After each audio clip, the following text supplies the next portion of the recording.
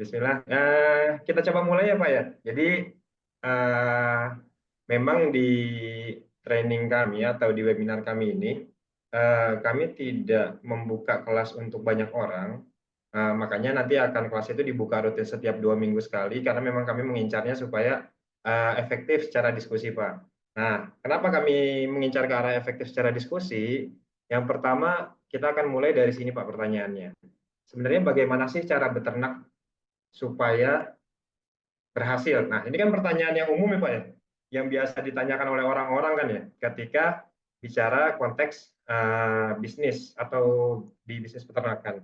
Nah, yang jadi masalah sebenarnya bukan di sini Pak. Jadi pengalaman saya berkecimpung di dunia agrobisnis yang bentuknya ternak, baik itu ternaknya ikan ataupun ternak hewan dalam bentuk hewan ternak, kemudian eh, nanam-menanam gitu ya.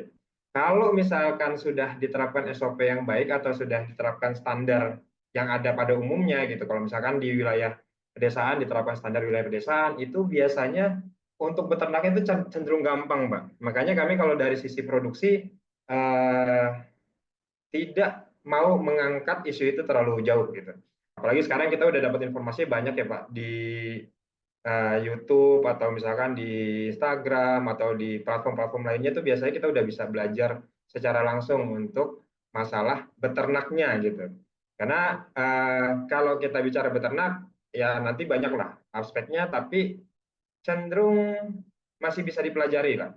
Nah, di webinar kita ini bukan ingin mengangkat dari sisi peternaknya, Pak, tapi kita ingin coba membedah sebenarnya gimana sih potensi cuannya gitu. Kan kalau kita mau bisnis yang ditanya kan duitnya ada apa enggak gitu kan ya, Pak ya. Kalau misalkan ada duitnya nggak ada ya bukan bisnis namanya, tapi gotong royong gitu. Nah, itu yang kita mau bahas.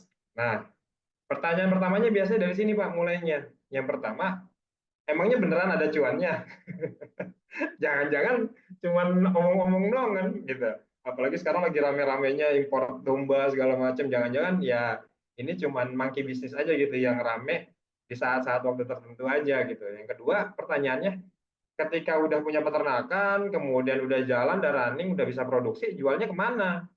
Kan ini yang kadang orang jadi pertanyaan ya Pak ya. Bisa produksi tapi nggak bisa jual, PR juga gitu. Apalagi ini di hewan hidup yang ketika jualnya telat, ini akan menimbulkan biaya operasional tambahan, Bapak-bapak. Dan ini yang kadang harus dihindari. Kemudian yang ketiga, modalnya berapa? Nah, modal ini kita bisa membaginya ke beberapa hal, Pak. Ada modal secara jaringan, ada modal secara finansial. Kalau secara finansial kita udah bisa ngambil kesimpulan sebenarnya di awal. Di bisnis ini bisnis yang cenderung padat modal. Jadi memang hampir semua transaksinya membutuhkan uang gitu.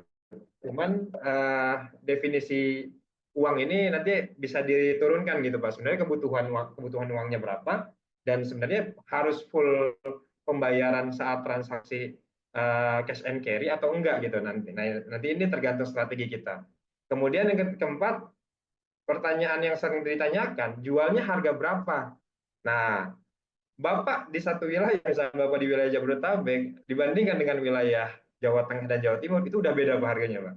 Bahkan cuman beda, misalkan beda area lah, misalnya dari area Sukabumi pindah ke wilayah kota, itu harganya udah beda.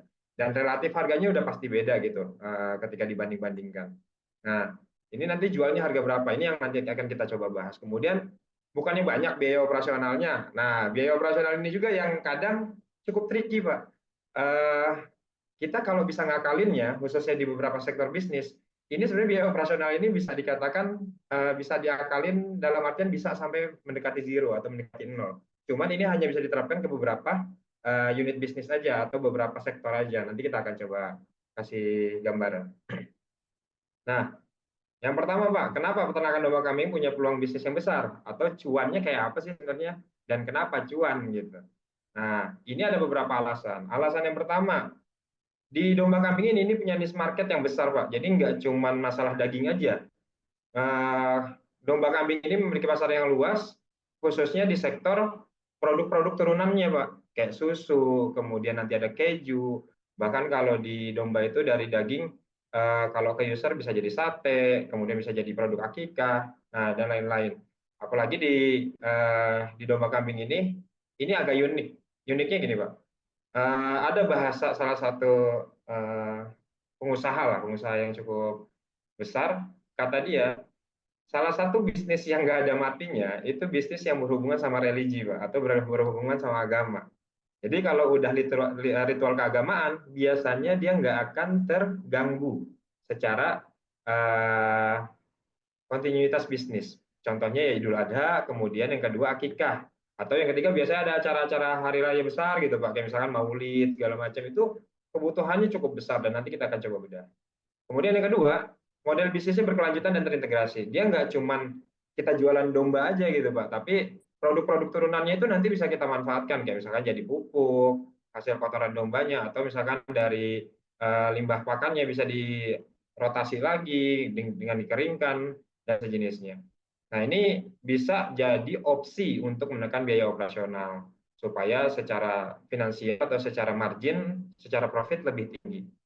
Yang ketiga, potensi produk turunan beragam. Tadi ya, jadi produk turunan itu bisa jadi susu, bisa jadi keju kalau untuk yang produk dari susu. Kemudian kalau dari daging bisa jadi daging frozen. Kemudian bahkan sekarang Pak itu kalau yang domba-domba impor, yang karakter dagingnya lebih bagus atau lebih besar, sekarang tuh produk turunannya bukan cuma jadi daging yang dijual karkas ke pasar, tapi mereka itu sampai sudah membuka restoran-restoran stick. Jadi ada stick domba dorper Pak namanya Pak.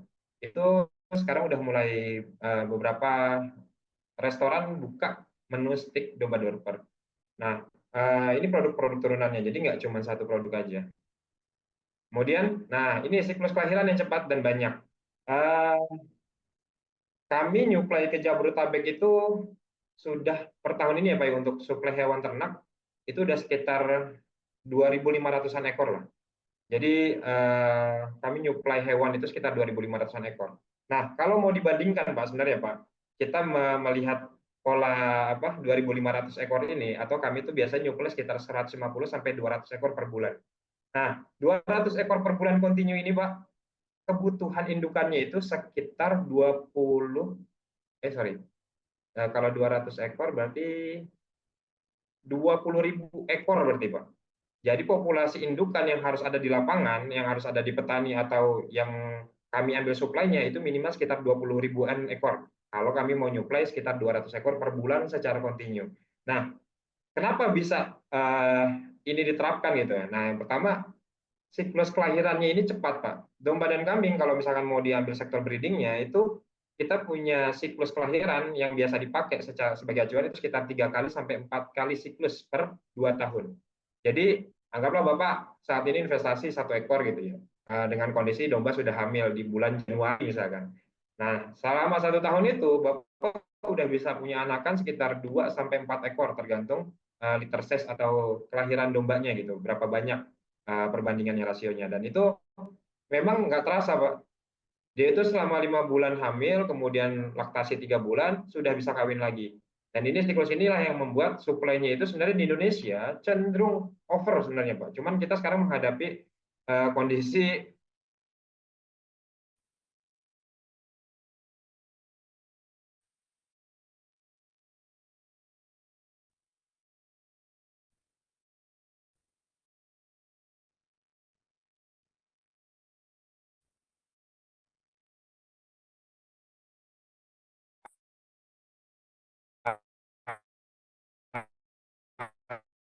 Nah, keputus-putus, Pak.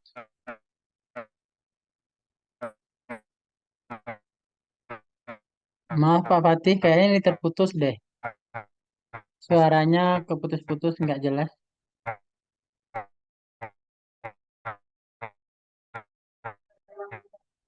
Sebentar, Bapak-Bapak, saya coba hubungi dulu ya. Kayak ada koneksinya putus beliau. Sebentar ya.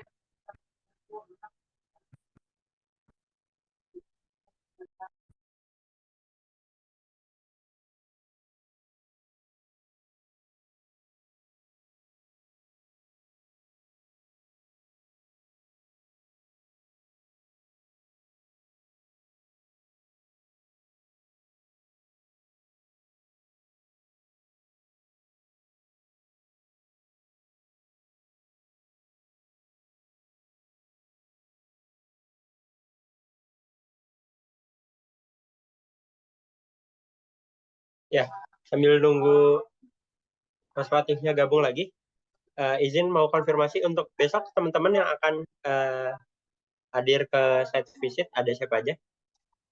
Saya Pak, saya ikut Oke, ya. ya, Patinus. Mas Jam Yoga, berapa kita harus sudah di sana Pak? sebentar.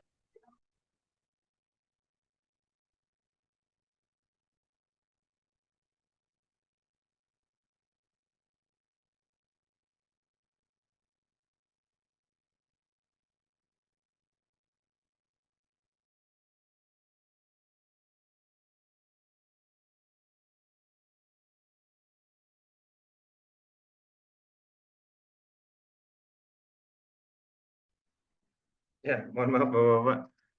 Eh, saya terlalu semangat jadi nggak ngeh kalau tadi putus. Tadi sampai mana ya Pak ya? Sampai liter size. Sampai liter Sudah, size ya. sudah Oke. Pak, udah jelas sekarang. Oke.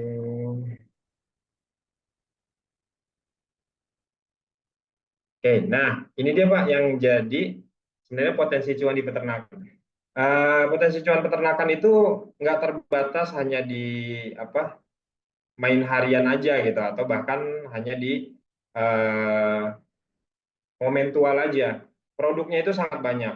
Kalau di Indonesia mungkin agak terbatas ya, karena ada beberapa aspek yang dia nggak sesuai sama kondisi lingkungannya. Kayak misalkan kalau di luar negeri itu ada pemanfaatan susunya, pemanfaatan bulunya. Kalau di kita belum ada Pak pemanfaatan bulu. Nah di sini tuh ada pemanfaatan mulai dari ketika idul adhanya, kemudian hasil breeding, hasil fattening, hasil penggemukan, kemudian ada juga hasil karkas yang direct langsung ke restoran, kemudian ke pemain-pemain akikah. Bahkan sekarang di pemain akikah itu polanya agak sedikit unik, Pak. Jadi mereka tuh pakai vendor pihak ketiga. Jadi vendor pihak ketiga ini maksudnya gimana? Ada satu peternakan besar yang dia jadi penyuplai bagi brand-brand akikah yang besar-besar yang ada di Jabodetabek khususnya. Nah, brand-brand besar ini nanti akan pakai jasa mereka gitu untuk proses penyembelihan sampai proses pemotongan, sampai proses pembersihan. Nah, nanti di sisi mereka baru mereka masuk ke aspek yang bagian masaknya sampai ke user. Kemudian ada lagi penjualan kulit dan bulu. Nah, kulit ini kalau saat ini yang dimanfaatkan itu untuk keperluan ini, Pak, keperluan kayak pembuatan jaket kulit, kemudian pembuatan dompet kulit. Nah, itu yang dipakai untuk sektor domba kambing. Kalau untuk yang sapinya itu dipakai untuk keripik kulit. Nah, dari kulit sendiri sebenarnya ada potensi yang sangat besar, Pak. Nah, kulit ini beberapa bulan lalu lah saya berkunjung ke salah satu pemain kulit yang cukup besar. Pemain kulit besar ini dia bisa menyuplai sekitar 2.500 ekor lembar kulit per minggu, Pak. Ya, jadi dia itu jadi salah satu penyuplai yang cukup besar ke wilayah Bali karena di sana tuh banyak pengrajin-pengrajin kulit. Nah, ini potensinya sangat besar. Kalau misalkan kita mau kalikan secara keuangan gitu ya, kalau misalnya secara finansial berarti kan tinggal dikali aja. Anggaplah satu kulit sekitar 25.000 sampai 30.000 per lembar. Kita kali berarti pengeluaran dia tuh bisa menjual kulit sekitar 10.000 ekor 10.000 lembar kulit per bulan. Jadi dari hanya kulit aja Pak itu potensi uangnya udah sekitar 250 jutaan gitu. Itu baru satu pemain, belum lagi pemain-pemain besar yang lainnya. Kemudian ada juga yang ketika Idul Adha penampung kulit sapi. Nah itu penampung kulit sapi itu jadi bisnis tersendiri sebenarnya Pak.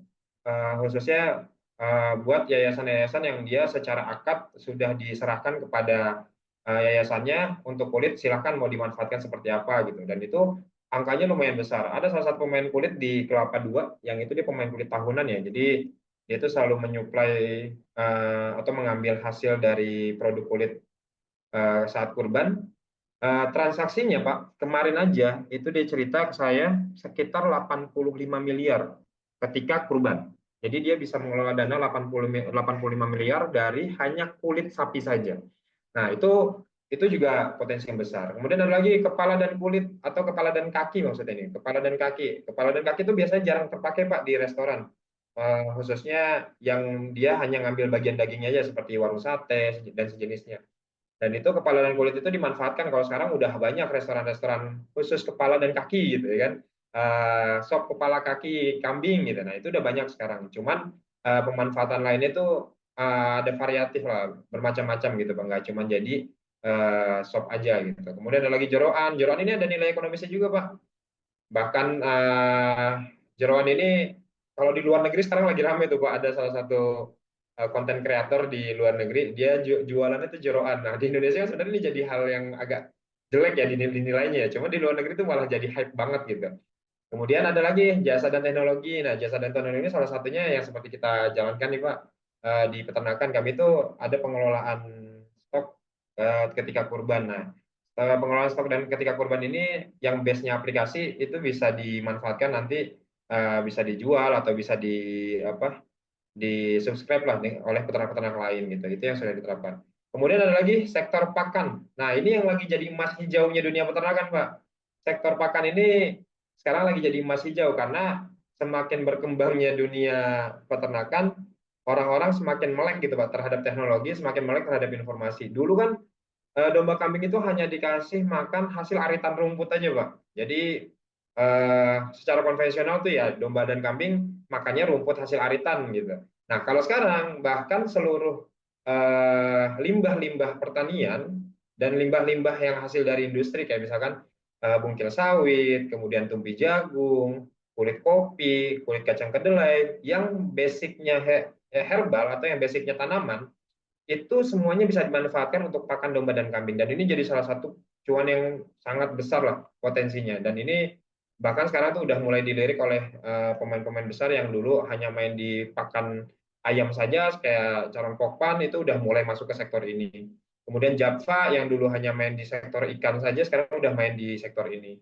Nah, ini bukan hanya yang dari pabrikan aja, bahkan yang rumput-rumput yang sekarang dibudidayakan oleh masyarakat atau peternak-peternak yang expand itu mulai dijual belikan juga Pak. Kalau dulu kan orang hanya sebagai lahan untuk ngarit aja gitu. Kalau sekarang malah dijual beli gitu.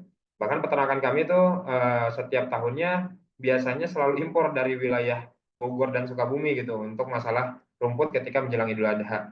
Karena kebetulan kandang kami ini adanya di wilayah kota, Pak. Jadi besok mungkin Bapak mungkin akan ngelihat gitu ya. Ini kandang kok bisa ada di perumahan gini gitu. Karena kami ada di wilayah perumahan, jadi untuk ngarit tuh kami agak susah. Makanya tiap Idul Adha tuh ketika ada momentual Idul Adha, karena stok domba di kandang cukup banyak, akhirnya kami harus impor rumput dari wilayah Bogor kalau tahun lalu, dari wilayah Cijeruk, atau dari Sukabumi kami biasanya nuruninnya rumputnya. Seperti itu. Dan ini produk-produk lainnya bisa dibaca mungkin ya. Ada Akika, training and consulting seperti yang saat ini disampaikan. Cuman kalau untuk training and consulting ini harus bisa nyari celahnya Pak, karena kadang ini udah bukan lagi blue ocean untuk training and consulting di dunia peternakan. Ini udah kayak semua orang nimbrung di situ gitu Pak. Makanya tadi yang kami sampaikan di awal, kami nggak mengejar untuk mengajarkan beternak ya kawan, karena sudah terlalu banyak yang ngajarin beternak. Kami ingin menyampaikan gimana dapurnya gitu, cuannya gimana sih angkanya gitu. Oke, itu gambaran sektor-sektornya. Kemudian kita akan masuk ke sesi ini, Pak. Bedah potensi cuan. Yang pertama prospek kurban, yang kedua nanti kita akan coba prospek suplai hewan ternak dan catering. Nah, ini gambaran perputaran uang setiap tahunnya di kurban, Pak. Ini data dari Aspakin. Aspakin ini Asosiasi Pengusaha Akikah. Ini tuh data tahun 2023. Jadi tahun 2023 sendiri yang terdeteksi oleh mereka, ini yang terdeteksi ya Pak ya, yang bisa terpantau lah gitu. Yang terdeteksi oleh mereka untuk kurban sendiri 28,2 triliun nilainya. Nah, ini baru wilayah yang terdeteksi Pak, di wilayah Jabodetabek atau sekitarnya lah yang secara informasi bisa terjangkau. Nah, coba dibayangkan ini kita coba akumulasi Pak dari wilayah-wilayah yang kayak pedesaan, kemudian wilayah-wilayah yang di pelosok, itu lebih besar lagi potensinya. Jadi bisa mungkin 2 kali lipat sampai 3 kali lipat. Nah, masa sih dari 28 triliun ini kalau kita memutuskan untuk berkecimpung di dunia peternakan, masa kita nggak kebagian gitu Pak? Pasti kan ada lah gitu porsinya gitu ketika misalkan melihat angka sebesar ini gitu. Nah, untuk akikahnya sendiri itu sekitar 6,3 triliun. Kenapa cenderung lebih sedikit angkanya atau cenderung lebih kecil walaupun sebenarnya secara hewan jumlahnya lebih banyak. Nah, di akikah ini nanti ada hitung-hitungan khusus Pak, karena memang dia itu ada keunikan gitu dalam konteks hewan ternaknya. Kalau di kurban itu biasanya yang dipakai hewan jantan, kalau yang di akikah itu variatif antara jantan atau betina. Nanti kita akan bahas juga secara aspek apa namanya syariatnya sebenarnya memang boleh nggak sih kalau akikah itu pakai yang betina, ya kan? Itu kan banyak yang jadi pembicaraan sekarang tuh. Nah, ini portofolio kami Pak. Jadi Bumi Coklat Farm sendiri punya brand unit bisnis untuk kurban itu namanya Ajib Kurban. Kami menjual domba dan kambing sekitar 200-an ekor, sekitar 400-an ekor dan 20 ekoran sapi gitu. Untuk revenue-nya sendiri di tahun kemarin untuk kurban 2024 kami achieve di angka 1.500.000.000 jutaan. Angka tepatnya sekitar 1,4 sekian saya lupa. Dari 400 ekor domba dan kambing dan 200 ekor sapi, 20 ekor sapi. Kemudian untuk suplai akikahnya dan cateringnya, kami menyuplai per tahun itu sekitar 1.100-an Pak. Jadi sekitar rasionya itu sekitar 150 sampai 200-an ekor per bulan untuk yang suplai akikah dan catering. Nah, untuk domba dan kambing, kenapa kami belum masuk ke sektor sapi? Karena memang sektor sapi secara modal jauh lebih padat, Pak. Jadi kami saat ini masih bermitra dengan beberapa peternak. Insya Allah di tahun ini kami coba mulai berjualan secara mandiri. Jadi kami akan mulai nyetok sendiri tahun ini untuk sapi. Dan karena kandang kami ini kebetulan di wilayah perumahan, jadi memang kami memanfaatkan mitra-mitra yang punya keleluasan dari sisi area gitu untuk kerjasama untuk masalah penjualan sapinya. Ini portofolio kami. Kemudian ini gambarannya setiap tahun kami selalu naik mulai dari penjualan dari tahun 2022, 2023, 2024 di 3 tahun terakhir. Sebenarnya saya pribadi itu udah jualan dari lama Pak. Saya pribadi itu udah jualan dari tahun 2000 berapa berarti? Kita 2019-an lah, sebelum COVID. Jadi saya tuh dulu jualan secara pribadi sebelum punya peternakan yang sekarang ada manajemennya. Saya tuh jualan sebelum COVID hanya sekitar 5 ekoran, Pak. Kemudian ketika 2 tahun sebelum COVID saya jualan 5 ekoran, kemudian tahun berikutnya saya jual 60 ekoran, tahun berikutnya ketika COVID saya jualan sekitar 250 ekor. Dan ini yang uniknya. Di tempat-tempat lain ketika COVID malah turun Pak, ketika pandemi. Tapi di peternakan kami malah naik cukup pesat, hampir sekitar 500%-nya gitu dari penjualan sebelumnya, karena kami waktu itu menerapkan metode yang mengikuti kondisi. Kalau yang lain itu masih jualan di pinggir jalan, jualan di lapak, kami tuh jualannya fokusnya di online, Pak. Atau jualan akad baik bisalam, atau akad dengan transaksi yang dispesifikan secara sifat. Makanya akhirnya pola penjualannya berubah dari yang dulunya jualan jogrok atau jualan taksiran, kami merubah pola operasinya menjadi jualan timbang. Jadi semua domba dan kambing kami itu ditimbang, nggak ada yang dilewatkan untuk ditimbang. Seperti itu. Nah, kemudian di tahun berikutnya starter peternakan mulai lagi dari dari bawah lagi karena ada perubahan pola operasi, ada kandang, kemudian naik-naik, kemudian di tahun 2024 alhamdulillah achieve di sekitar 400-an ekor untuk domba dan kambingnya. Dan untuk sapinya di 20-an ekor. Nah, ini dia Pak marketnya Pak. Kalau kita tadi bertanya jualnya kemana, ini 4 sektor market yang harus dipahami kalau Bapak mau main di dunia peternakan. Yang pertama, kita bisa jual ke end customer Pak atau end user. Nah, ini jualnya kapan? Yang pertama ada timeline Hamin 1 bulan Pak. Hamin 1 bulan tuh udah direct, kayak misalkan Bapak mau jualan langsung ya.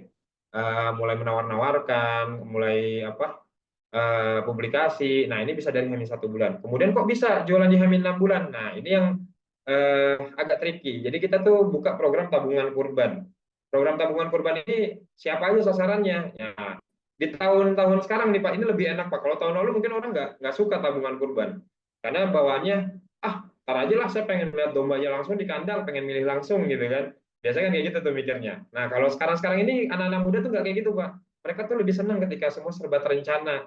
Secara finansial terencana, secara visi mereka terencana, mereka pengen kurban di tahun ini atau di tahun depan gitu. Nah, mereka tuh lebih senang seperti itu. Makanya dari Hamin 6 bulan ini kita bisa mulai menawarkan tuh program tebar kurban yang secara harga bisa lebih kompetitif, yang secara benefit lebih kompetitif dengan ketika Hamin 1 bulan, sehingga cash flow itu bisa masuk dari Hamin 6 bulan Pak, bukan cuma dari Hamin 1 bulan nanti untuk yang kurbannya. Nah, kemudian yang kedua ada pedagang. Nah, pedagang ini ada 2 sektor Pak. Dia ada yang beli di Hamin 3 bulan karena untuk penggemukan, ada juga yang beli di Hamin 1 bulan karena direct langsung jualan ke user. Nah, 2 ini momentum besar yang bisa dimanfaatkan, khususnya misalnya bapak-bapak nanti ada yang punya ekspektasi punya peternakan cukup besar, kemudian asetnya bisa sampai ratusan bahkan sampai ribuan, ini bisa jadi momentum di H-1 bulan dan H-3 bulan.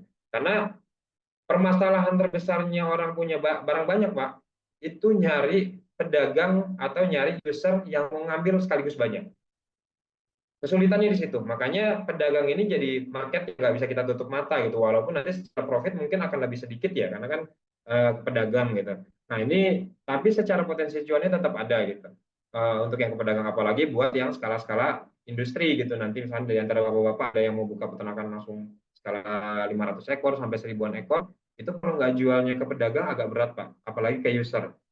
Dengan karakter yang spesifik sekali gitu kan. Oh, saya pengennya domba warna hitam dan putih, saya pengennya kepalanya, tanduknya minimal panjangnya 20 cm. Nah, ada lagi yang saya minta bobotnya harus pas di 100 kilo. Dulu saya pernah punya customer kayak gitu. Kalau nggak 100 kilo ditolak Pak kambingnya, Pak. Sampai bahkan waktu itu coba dibobot 90 sekian lah, 90 sekian udah deket ke 100, padahal kalau secara postur udah nggak kelihatan perbedaannya, Pak. Itu ditolak. Nah, yang spesifik itu kita nggak akan bisa bermain di user. Makanya di jumlah-jumlah besar kita hanya bisa main di pedagang atau di lembaga-lembaga yang lain seperti yang tadi DKM, kemudian ada juga lembaga dan perusahaan. Kami ada setiap tahun tuh selalu nyuplai, Pak, ke DKM, ke beberapa DKM. Nah, pintu masuknya itu untuk DKM biasanya bukan ke apa? Bukan ke kita misalnya nyamperin ke masjidnya langsung gitu, tapi langsung ke key personnya gitu, Pak. Key personnya itu maksudnya apa? Kayak misalkan kan tiap tahun tuh kurban DKM itu selalu bikin kepanitiaan ya, Pak ya. Kepanitiaan inilah yang harus dikejar. Jadi jangan ngejar ke ketua DKM-nya, karena ketua DKM biasanya akan tutup mata gitu. Oh, saya nggak tahu apa-apa, karena yang ngurusin ketua panitia kurban. Nah, ketua panitia kurban ini juga ini agak tricky, Pak, buat deketinnya. Kurban sekarang itu berbeda sama kurban-kurban sebelumnya gitu, yang di tahun 2019 ke bawah sebelum COVID. Sebelum 2019, Pak, itu DKM seneng, Pak, kalau yang kurban tuh domba dan kambing. Seneng banget, Pak. Kenapa? Karena dombanya hewan jadi banyak di masjidnya. Nah, setelah COVID, DKM nggak mau ribet, Pak. Ini yang terjadi di peternakan kami. Setelah COVID, DKM nggak mau ribet. Jadi akhirnya patungannya sapi semua, Pak. Dibikin diarahkan ke patungan sapi. Makanya sekarang DKM tuh pengennya, saya pengennya sapi aja lah gitu. Buka programnya pun bahkan yang dibuka hanya sapi, Pak. Ketika mau domba kambing, itu dilempar langsung ke kami biasanya. Mereka nggak mau ngurusin. Nah, ini agak tricky. Dan kadang DKM itu nggak mau, Pak, kalau misalkan kita hanya menawarkan domba dan kambingnya aja.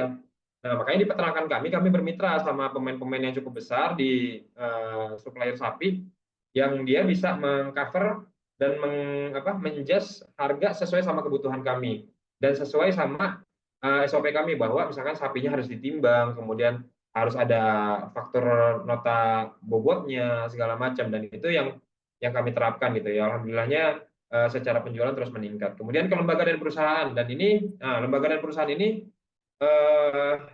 potensi yang sangat besar, Pak. Jadi setiap lembaga atau perusahaan itu biasanya mereka tiap tahun punya program, Pak. Kalau di kami itu ada beberapa perusahaan yang sudah beberapa kali ngambil, itu mereka tuh kebutuhannya untuk bentuknya sebagai bentuk CSR, Pak. Jadi CSR mereka yang biasanya setiap bulan dimanfaatkan untuk misalkan ke lembaga zakat atau ke lembaga sosial, itu mereka alihkan di bulan haji itu sebagai hewan kurban. Dan itu biasanya untuk lembaga-lembaga atau perusahaan itu mereka nanti akan kirim-kirimnya tuh ke yayasan-yayasan yang di bawah mereka gitu, Pak. Kayak misalkan satu perusahaan mereka punya 6 yayasan binaan, nah nanti dikirim ke situ-situ tuh. Dan itu potensinya cukup besar. Di kami ada sekitar berapa ya? 2 atau 3 perusahaan gitu yang membeli untuk program CSR. Nah, ini biasanya di H-1 bulan juga untuk DKM dan lembaga atau perusahaan biasanya di H-1 bulan untuk tenggat pembeliannya, Pak. Kalau untuk tenggat marketingnya kita harus dari awal, karena ini dua market yang harganya harga user tapi jumlahnya jumlah pedagang, Pak. Nah, gitu. Jadi ini harganya harga user nih, Pak, tapi jumlahnya jumlah pedagang. Makanya kalau tadi kan ada market user, ada market pedagang. Nah, kalau user ini Pak, profitnya oke, kalau tapi jumlahnya satuan. Kalau pedagang profitnya so-so lah, di bawah user tapi jumlahnya banyak. Nah, DKM dan lembaga ini atau perusahaan ini jumlahnya banyak dan profitnya mendekati profit user. Nah, ini yang biasanya setiap tahun tuh kami selalu buka program dan kami coba kejar gitu untuk kerjasama lembaga dan perusahaan, karena secara harga atau secara profit cukup bagus. Nah, kemudian ini, Pak, ini timelinenya kalau kita bicara masalah kurban. Yang pertama tuh kita akan membaca peluang momentum kurban ini dari 6 bulan sebelum kurban, Pak. 6 bulan sebelum kurban ini nanti akan ada checkpoint. Checkpoint yang pertama itu pembelian untuk penggemukan tahap 1 biasanya untuk para peternak atau para pemain-pemain kurban. Yang kedua, nanti akan ada checkpoint penggemukan tahap 2, yaitu di H-3 bulan. Hasil dari penggemukan tahap 1 atau checkpoint 6 bulan itu bisa dijual, Bapak bisa milih antara jual di 3 bulan atau jual nanti di kurban. Jadi bisa dipilih. Cuman ada triknya, Pak. Nggak bisa Bapak langsung beli, oh saya pengen beli di 6 bulan lah. Domba misalnya 100 ekor untuk fattening, untuk penggemukan. Nanti di H-3 bulan saya pengen jual lagi. Nah, ini cukup tricky. Kenapa tricky? Karena kalau misalkan Bapak beli di 6 bulan, kan ada penambahan bobot ya Pak ya. Kan itu yang profit yang kita kejar. Penambahan bobot ini akan jadi gap, Pak. Misalkan nih Bapak di 6 bulan itu beli dombanya bobot 20 kilo. Bapak harapannya naik per bulan itu 2-3 kilo lah. Berarti kan kalau 3 bulan sekitar 9 kilo ya kalau misalnya 3 kilo per bulan.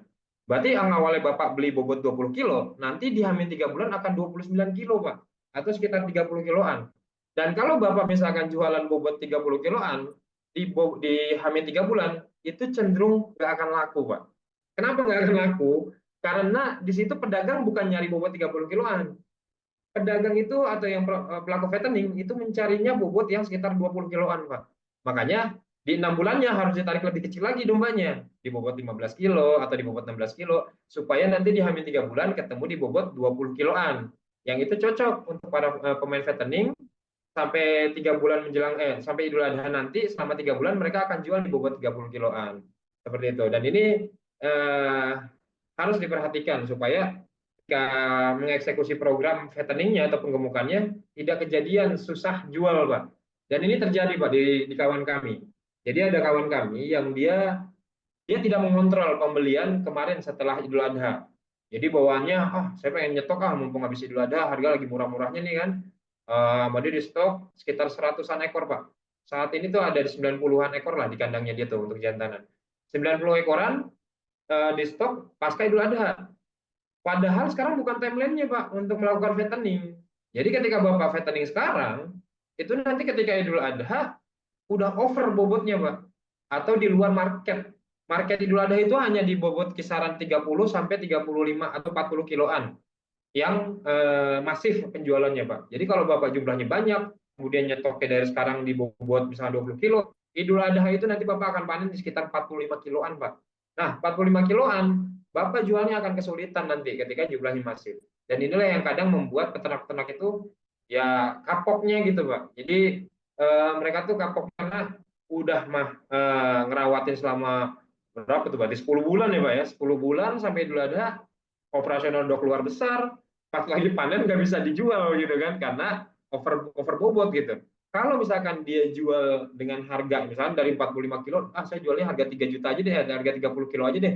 Nah, bisa aja, cuman kan akhirnya uang yang dikeluarkan kan terbuang sia-sia gitu, Pak, untuk operasional selama 10 bulan itu. Dan ini yang harus diperhatikan. Jadi potensi bisnis ini bukan cuma sekedar kita ngelihat uangnya aja, tapi rambu-rambunya harus diperhatikan, Pak. Mulai bobotnya bobot berapa, harganya harga berapa yang diambil.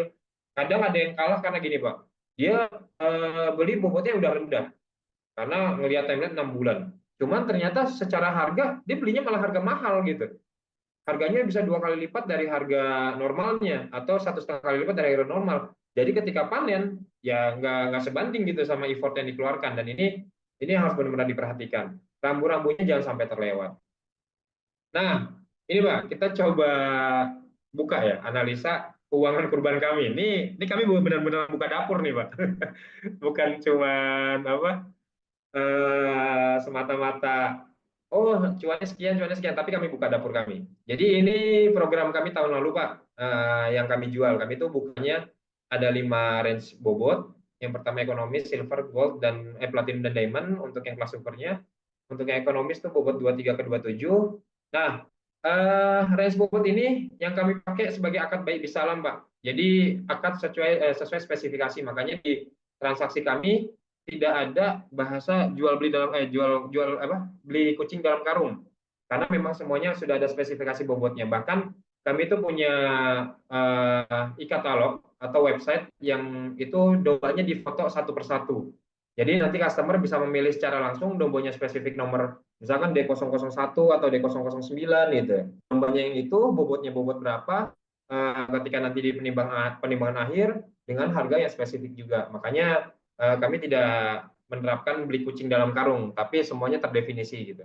Nah, harga belinya sebenarnya berapa sih Pak? Nah, ini yang kita coba cari tahu nih dari webinar ini. Sebenarnya kurban ini ketika beli itu berapa? Nah, harga jantanannya. Sekarang kita bicara jantanan dulu ya Pak ya. Harga jantanan itu kalau di kilo Pak, kalau misalkan Bapak ngelihat harga kurban misalkan domba harga 3 kiloan, 3 jutaan, harga 3 jutaan itu di saat di tahun kemarin itu relatif bobotnya sekitar 30 kilo Pak.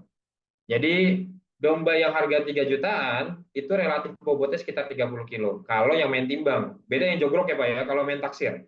Kalau Bapak ketemu pemain taksir biasanya di up satu kelas Pak. Jadi harusnya dia 3 juta, bobot 30 kilo, ini 3 juta cuma dapat 25 kilo biasanya. Itu kalau yang main taksir, karena itu sudah berdasarkan pengalaman kami beberapa tahun terakhir membandingkan harga dengan yang ada di lapangan. Karena selalu di downgrade Pak untuk bobotnya kalau yang ditaksir. Nah, untuk jantan kami belinya di angka 65.000 sampai 85.000 per kilo Pak. Kalau diuangkan mungkin sekitar berapa ya? Kali 3 tuh. Sekitar 2.100.000 lah. Nah, dari 2.100.000 itu Bapak bisa menjual di harga pasaran tahun kemarin itu sekitar 3 juta. Kalau kami bahkan jualnya lebih mahal Pak. Kami jualnya di 3.400.000. Jadi ini kelebihan kami. Jadi dengan sistem timbang ini, ketika kami di-compare atau dibandingkan dengan penjual-penjual lain atau yang penjual-penjual di lapak, harga kami masih lebih murah. Karena ketika dibandingkan secara posturnya itu kalau timbang agak sedikit beda, Pak. Bapak kalau ngelihat domba atau kambing yang bobot 80 kiloan nih, misalnya Bapak di pinggir jalan udah disebut, oh ini kambing bobot 80 kiloan nih. Itu sebenarnya kambingnya itu kalau beneran ditimbang, Pak, itu besar banget, Pak. Hampir sebesar motor lah kalau 80 kiloan tuh. Kami dulu pernah melayani customer yang bobotnya 100 kilo, Pak. 100 kilo itu, wah udah besar banget lah. Udah nggak kebayang, maksudnya segini tau 100 kilo kambing gitu. Ada 100 kilo. Dan memang besar banget gitu. Nah, secara harga kami masih bisa compare atau masih bisa bersaing gitu. Nah, belinya di sini, Pak, 65.000 sampai 85.000 per kilo. Atau kalau dikonversi ke bobot 30 kilo itu sekitar 1,9 sampai harga 2.200.000-an lah belinya. Ketika nanti dijual di Idul Adha tuh tanpa kenaikan bobot ya, tanpa mempertimbangkan kenaikan bobot, itu bisa dapat di harga 3 juta sampai 3.500.000-an jualnya. Nah, ini sebenarnya dipengaruhi oleh apa sih Pak range bobot ini? Range harga ini dari 65.000 ini sampai 85.000 ini dipengaruhi apa? Ketika kita beli, dipengaruhi oleh timeline Pak. Jadi Bapak belinya kapan? Kalau Bapak belinya misalkan pas lagi petani atau pas lagi masyarakat butuh uang, kayak contohnya misalnya lagi menjelang Idul Fitri atau ketika Maulid atau ketika apa ya anak-anak masuk sekolah, ini harga akan cenderung turun, Pak.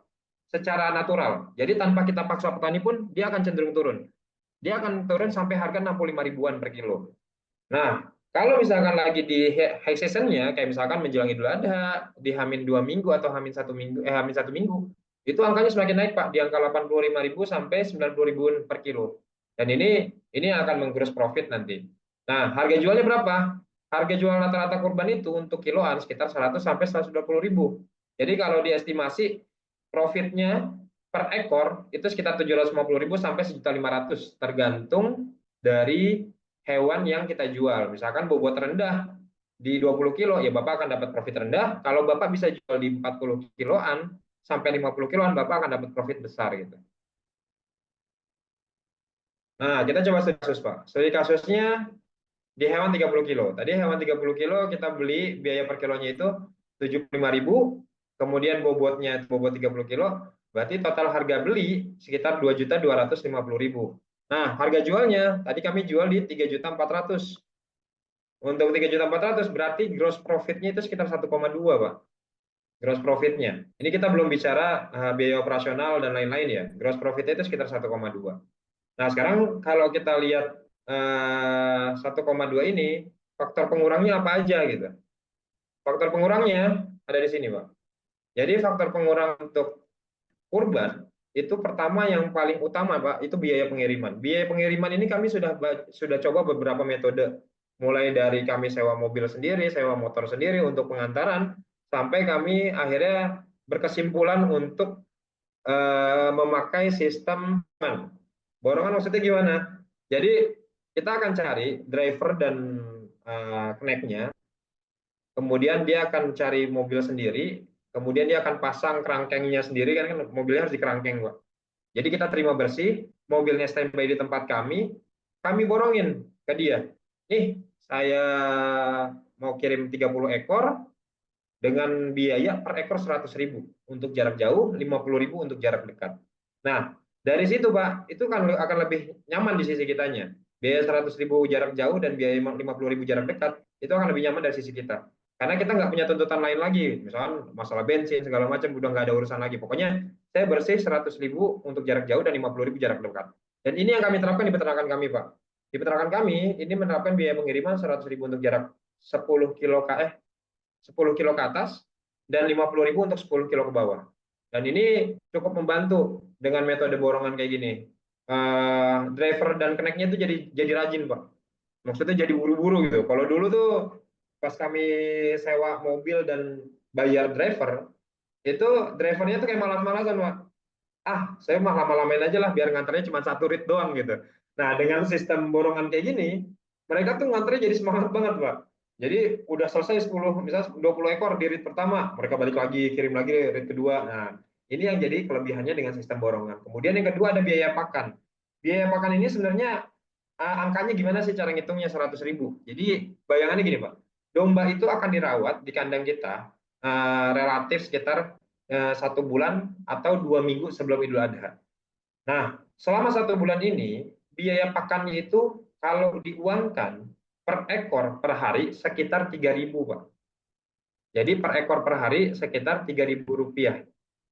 Ini sudah berlaku universal, Pak. Bapak mau pakai sistemnya orang gaji bulanan atau misalkan pakai sistem beli pakan, itu sudah berlaku universal. Relatif sekitar 3.000 sampai 3.500 per ekor per hari. Jadi kalau Bapak misalkan ngerawat dombanya selama 1 bulan, biaya pakan itu sekitar 100.000 untuk biaya per ekor per harinya, per bulannya. Nah, biaya pakan ini karena sudah universal, jadi ini bukan variabel yang terlalu ini Pak, yang terlalu besar lah gitu. Atau nggak jadi indikator yang terlalu apa ya bahasanya ya, yang punya potensi pembengkakan besar gitu. Ini nggak terlalu, Pak, karena biaya pakan itu asal kita bisa rapinnya gitu atau bisa rapih secara administrasinya. Domba misalnya ada 60 ekor, ya udah siapin 60 ekor gitu untuk rumputnya. Karena sekarang udah gampang, Pak. Kalau dulu kan kita harus ngarit ya. Sekarang semua biaya pakan bisa kita beli semua gitu. Rumput kita bisa beli. Bahkan yang jual tuh saat ini banyak banget. Ada kawan-kawan saya tuh yang sekarang malah usahanya usaha rumput gitu, Pak. Dia tiap ada ya jualan rumput aja karena cuannya lumayan besar gitu. Walaupun dari sisi mereka cuannya besar, tapi dari sisi kita cukup bersaing secara operasional. Biaya pakan rumput itu Pak, kalau kita beli dari petani, itu cuma di angka Rp600 per kilo. Kebutuhan 1 ekor domba, itu kebutuhannya sekitar 6 sampai 7 kiloan untuk bobot 30 kilo. Sekitar 10% dari bobot hidupnya gitu. Makanya secara angka cukup bersaing lah dengan angka Rp600 per kilo. Kalau kita beli per ekor 6 kilo, berarti kan sekitar 3.600 ya Pak, 3.500 sampai 3.600. Itu masih masuk secara kalkulasi hitungan. Makanya sekarang tuh banyak peternak-peternak yang nggak mau ribet. Udahlah Idul Adha saya kontrak aja sama pemain rumput gitu kan, nyuplai ke kandang saya tiap 2 hari misalkan, atau setiap 3 hari bawain rumput 1 ton 2 ton kayak gitu. Dan itu secara hitungan masih masuk. Nah, dengan pola operasi yang kayak gitu sekarang nggak terlalu berpengaruh Pak pembengkakannya. Kalau dulu iya, pembengkakan itu bisa sangat besar karena masih mengandalkan sistem ngarit Pak. Sistem ngarit itu satu orang kemampuannya beda-beda. Ada yang maksimal Pak di kandang kami di Cianjur Selatan, kebetulan kami punya kandang juga di Cianjur Selatan. Itu satu orang bisa ngarit 5 karung maksimal sehari gitu, padat gitu Pak. Dan itu bisa menghidupi sekitar 30 ekoran domba. Nah, ketika dibandingkan sama yang lain gitu, mungkin cuma bisa 1 karung atau 2 karung, bahkan maksimal cuma 3 karung. Itu akan jadi variabel yang cukup susah dikontrol. Dulu kami pernah buka lapak di pinggir jalan Pak. Itu biaya operasionalnya itu makan cukup besar. Yang harusnya biaya operasional itu rata-rata total keseluruhan sekitar 250.000 per ekor, itu bisa sampai di angka waktu itu mungkin 600.000 Pak. Jadi profit kami tuh tergerus jauh sekali waktu itu pas lagi operasional di pinggir jalan tuh. Yang kami buka lapak di pinggir jalan. Karena waktu itu di pinggir jalan tuh kami sewa lahan lumayan besar. Itu kapasitas di dalam kandang itu sekitar 250 ekor. Jadi 250 ekor itu karena kami pakai tukang harian atau pakai tukang yang bulanan gajinya, itu jadi nggak efektif secara pakan. Makanya akhirnya waktu itu pembengkakannya lumayan besar sampai sekitar 500-600 ribuan lah per ekornya dari yang awalnya harusnya cuma 100 ribu. Makanya biaya pakan untuk saat ini tuh bisa bisa dikontrol dengan inilah dengan sangat mudah. Kemudian ada lain-lain ini uh, anak zaman sekarang Pak, ini nggak cukup kita jualan hewan aja Pak. Karena anak-anak sekarang tuh biasanya seneng seneng lihat benefit. Maksudnya benefit apa? Kayak contohnya kami tuh ada merchandise biasanya. Ada bingkisan ketika misalkan ada yang beli di kami. Contohnya bingkisan yang kami kasih itu ke user atau ke end customer itu berupa tumbler atau berupa sajadah travel. Jadi mereka dipersilakan untuk memilih mau yang tumbler atau yang sajadah travel gitu. Dipersilakan untuk memilih. Dan ini jadi daya tarik tersendiri. Bahkan ada salah satu customer kami di DKM di wilayah Citerep itu mereka tuh kayak membanding-bandingkan antara masjid mereka ngambil dari kami dengan masjid sebelahnya ngambil dari vendor lain. Ketika datang, kami datang dengan bawa hewan dan bawa merchandise, Pak. Terus akhirnya DKM sebelah tuh bilang, lah kok di tempat kami nggak dapat gituan ya katanya. Sampai ada testimoni seperti itu. Dan ini jadi nilai-nilai apa nilai-nilai tambah untuk berjualan kurban di tahun-tahun sekarang, apalagi yang base-nya sekarang udah serba online, udah serba apa semua lewat sosial media, dan ini jadi nilai plus gitu Pak. Nah lain-lain ini kadang bisa terkontrol dan bisa juga tidak terkontrol Pak. Makanya ini harus dibuat struktur harganya dari awal. Oh, alokasi saya untuk pengiriman sekian, alokasi untuk biaya pakan sekian, alokasi untuk pembelian merchandise sekian gitu. Karena kadang ada aja tuh yang minta, oh saya minta potongan juga. Lain-lain kan akhirnya jadi potongan juga. Saya minta potongan harga. Saya minta gratis ini, gratis itu. Yang akhirnya lain-lain ini yang awalnya cuma alokasinya cuma 50.000, membengkak sampai 200 sampai 300.000. Dan ini pengali, Pak. Jadi kalau per ekor itu udah berkurang 100-200 ribu, jangan harap cuma 100-200 ribu doang yang berkurangnya, Pak. Tapi pengali. Kalau ini misalnya ada 10 orang atau ada 100 orang yang minta kayak gitu, ya bayangin aja angkanya udah sekitar 2 juta sampai 20 juta sendiri itu untuk ngakalin yang lain-lain ini gitu. Nah, ini untuk biaya operasional. Ini yang sudah kami rangkum dan ini yang sudah kami terapkan di peternakan kami, Pak. Overall kurang lebihnya seperti ini karena memang tidak keluar dari tiga konteks ini untuk yang kurban. Kemudian ada yang opsional Pak. Kalau Bapak mau meningkatkan penjualan, dulu kami dari yang sebelum COVID, pas ketika COVID itu bisa shift di 250 ekor, padahal di tempat-tempat lain jualan 30 ekor aja nggak laku, karena kami menerapkan sistem reseller. Sistem reseller ini cukup membantu Pak, karena persebarannya itu tidak terbatas yang hanya di circle kita aja. Di circle kita paling berapa banyak sih Pak yang kita kenal cukup dekat dan punya kepercayaan untuk beli di kita gitu kan. Bahkan kalau saya pribadi itu yang circle saya pribadi dan keluarga itu cuma mentok di 60-an ekor Pak. Jadi user yang kita direct lewat teman-teman kita, yang direct kita lewat mereka yang biasa berinteraksi sama kita itu cuma mentok di 60-an ekor buat saya pribadi. Mungkin kalau buat tokoh-tokoh influencer mungkin masih bisa lebih banyak lagi gitu ya. Cuman kita kan melihat diri kita standarnya itu ya orang biasa gitu kan yang jualan kurbanan itu mentok di angka sekitar 50 sampai 60-an ekor. Nah, cara ngakal ini adalah dengan membuat sistem reseller. Nah, sistem reseller ini opsional. Kita mau pakai silakan enggak juga karena kita bisa pakai opsi lain Pak selain dengan reseller ini. Kita bisa pakai opsi iklan. Ini sekarang udah banyak banget Pak yang pakai iklan. Entah dia lewat Facebook, entah lewat Instagram, atau lewat sosial media yang lain gitu kan, atau lewat influencer, itu udah banyak yang menerapkan yang cost-nya itu relatif di angka 100.000 sampai 250 ribuan. Kalau di kami kenapa ada range-nya? Karena tergantung bobot Pak. Jadi reseller yang kelas-kelas kecil itu angkanya sekitar 100 ribuan untuk yang misalkan bobot-bobot 20 kilo, 25 kilo yang profitnya tipis. Tapi kalau yang untuk yang profitnya bagus, biasanya kami loyal gitu, bisa sampai 250.000 bahkan sampai 400.000. Kalau sapi bahkan kami bisa sampai 500 sampai 1 jutaan per ekornya gitu. Nah, net profitnya berarti gimana untuk yang sudah dikasih 30 kilo ini? Berarti sekitar 950.000 Pak per ekor untuk ceruk pasar kurban. Nah, kalau misalkan dilihat dari prosentasenya, marginnya itu sekitar 27% dari modal yang kita keluarkan. Dari awal tadi kita beli hewan sekian, kemudian dapat profit sekian, itu sekitar 27% dari modalnya. Jadi kalau misalkan kita mau bicara membandingkan gitu ya Pak dengan unit bisnis yang lain, sebenarnya sudah cukup besar, apalagi ini bentuknya momentual tahunan gitu Pak. Momentual tahunan maksudnya kita tuh sibuknya cuma mungkin 2-3 bulan ketika kurban aja gitu Pak. Nggak sampai setahun gitu kan sibuknya. Palingnya cuman, bahkan kalau di peternakan kami itu biasa nurunin domba Pak dari petani, karena kami fatteningnya bukan di tempat kami. Kami itu fatteningnya di petani. Dan ini yang nanti mungkin kalau Bapak besok datang ke peternakan untuk diskusi, saya akan jelaskan jauh lebih detail lagi untuk yang operasional yang ada di petani dalam konteks fattening. Karena fattening ini jadi unit bisnis tersendiri Pak, yang tadi saya coba jelaskan di awal tuh ya. Ini ada penggemukan tahap 1, penggemukan tahap 2. Ini tuh sebenarnya secara angka khusus Pak buat hitung-hitungannya. Apalagi nanti sampai operasional. Atau kalau misalkan mau dikasih gambaran, penggemukan tahap 1 dan tahap 2 ini kalau kita memanfaatkan sumber daya yang ada di masyarakat atau pakai petani, kita itu modalnya cuma modal hewan Pak. Nggak ada modal biaya operasional sama sekali di muka. Di muka ya Pak ya. Nanti soalnya di akhir itu kita akan ada pembayaran ke petani dalam bentuk paroan. Jadi nanti sistemnya itu sistem paroan. Domba masuk bobot 20 kilo, ketika dirawat sama petani 3 bulan, naik misalnya jadi 30 kilo, kenaikan 10 kilonya itu akan bagi dua Pak, antara petani dan kita. Jadi modal kita misalkan cuma 2 juta, kita taruh di petani, dombanya naik jadi 3 juta, berarti buat petani 500.000, buat kita profit 500.000.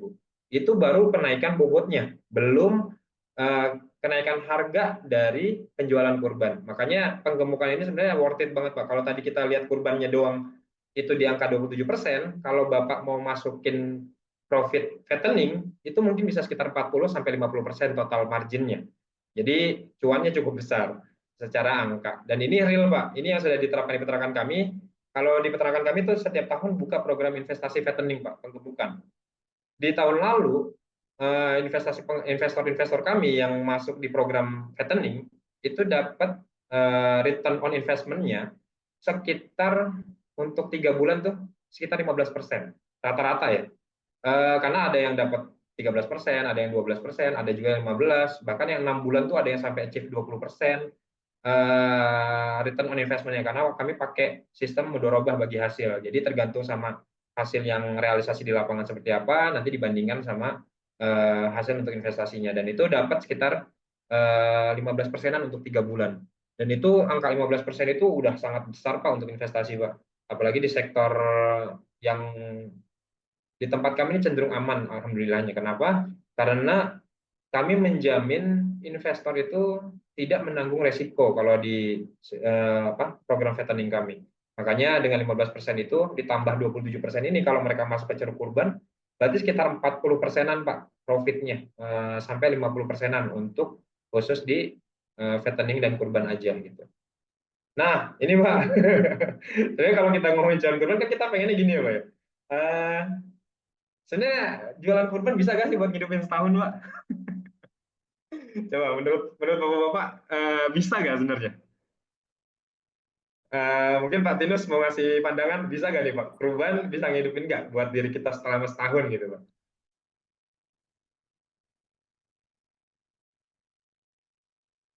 Pak Tinus di mute itu Pak. Nah, Gimana Pak? Gimana maksudnya ini dengan 1 ekor 950.000 keuntungannya eh, ya? UMR 4.500.000, cuan buat setahun 54 juta. 950.000 kali berapa? Kali maksudnya harus ah, jual berapa? betul Pak. Oh, Kan iya ya kita untuk bayangannya gini Pak ya, kalau bisnis itu kan pengennya, saya bisnis sekali, habis itu bisa buat hidup setahun gitu Pak ya, bayangan. Oh, oke. Iya iya Nah, iya. kira-kira sebenarnya bisa apa enggak gitu? 1 ekor Berarti kisaran berapa tuh 900. Pak kita harus jual? Kalau hitungan saya tadi sekitar 58-an ekor lah. Jadi kita harus jual sekitar 58 ekor. Ah, bisa nggak tuh Pak kita Kalau jual 58 ekor? Kira-kira. Nah, itu semua tergantung ke Bapak-Bapak. Jadi kita bisa jual berapa, itu tergantung sistemnya nanti diterapkan seperti apa. Kalau di peternakan kami, alhamdulillah Pak, ini sudah berjalan tahun kedua kami, hidup hanya dari kurban Pak. Jadi di peternakan kami itu tim manajemennya, kami di peternakan kami bukan hanya ada tim kandang aja Pak, tapi memang ada tim manajemennya. Tim manajemennya itu di cover oleh profit kurban saja. Jadi untuk operasional selama setahun kami itu di cover oleh profit kurban. Kemudian untuk operasional bulanan yang bentuknya buat anak kandang, kemudian biaya apa pembelian pakan segala macam, kami di cover oleh penjualan hewan ternak pekanan. Jadi kami tuh nyuplai setiap pekan sekitar hari Kamis sampai hari Ahad. Itu tuh yang secara profit sudah bisa menutupi atau cash flow positifnya sudah bisa menutupi untuk biaya anak kandang, kemudian juga biaya pakan. Nah, untuk kurbannya sendiri, alhamdulillah di peternakan kami sudah bisa mengcover sekitar ya 3 orang lah, 3 sampai 4 orang tim manajemen untuk dari profit kurban aja. Dan ini yang agak mind blowing Pak. Jadi salah satu lembaga yang cukup besar dulu sebelum sekarang dia apa dihapus ya mungkin ya statusnya atau dibubarkan, ada ACT Pak dulu Pak, aksi cepat tanggap. Nah, aksi cepat tanggap ini dulu cukup terkenal Pak. Kebetulan saya ada kawan yang dulu dia akuntan di kantor pusatnya. ACT ini lembaga yang cukup besar dan membawahi karyawan mungkin ratusan atau ribuan ya.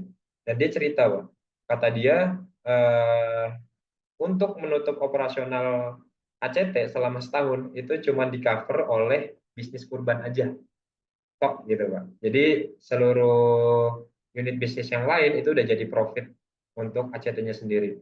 Nah, sebesar itu memang potensi kurban dan ini memang jadi momentum kalau kami nyebutnya para peternak itu momentum tahunan untuk mencari cuan gitu. Nah, kalau untuk yang akikahnya sendiri, sebenarnya angkanya nggak jauh beda Pak. Kalau untuk akikah itu angka belinya itu sekitar 52.000 sampai 55.000 untuk pasar Jabodetabek. Yang itu kalau kita jual ke usernya atau ke pemain atau pedagang akikah itu selisihnya sekitar 3 ribuan aja karena dia pemainnya main harian Pak dan jumlahnya masif gitu.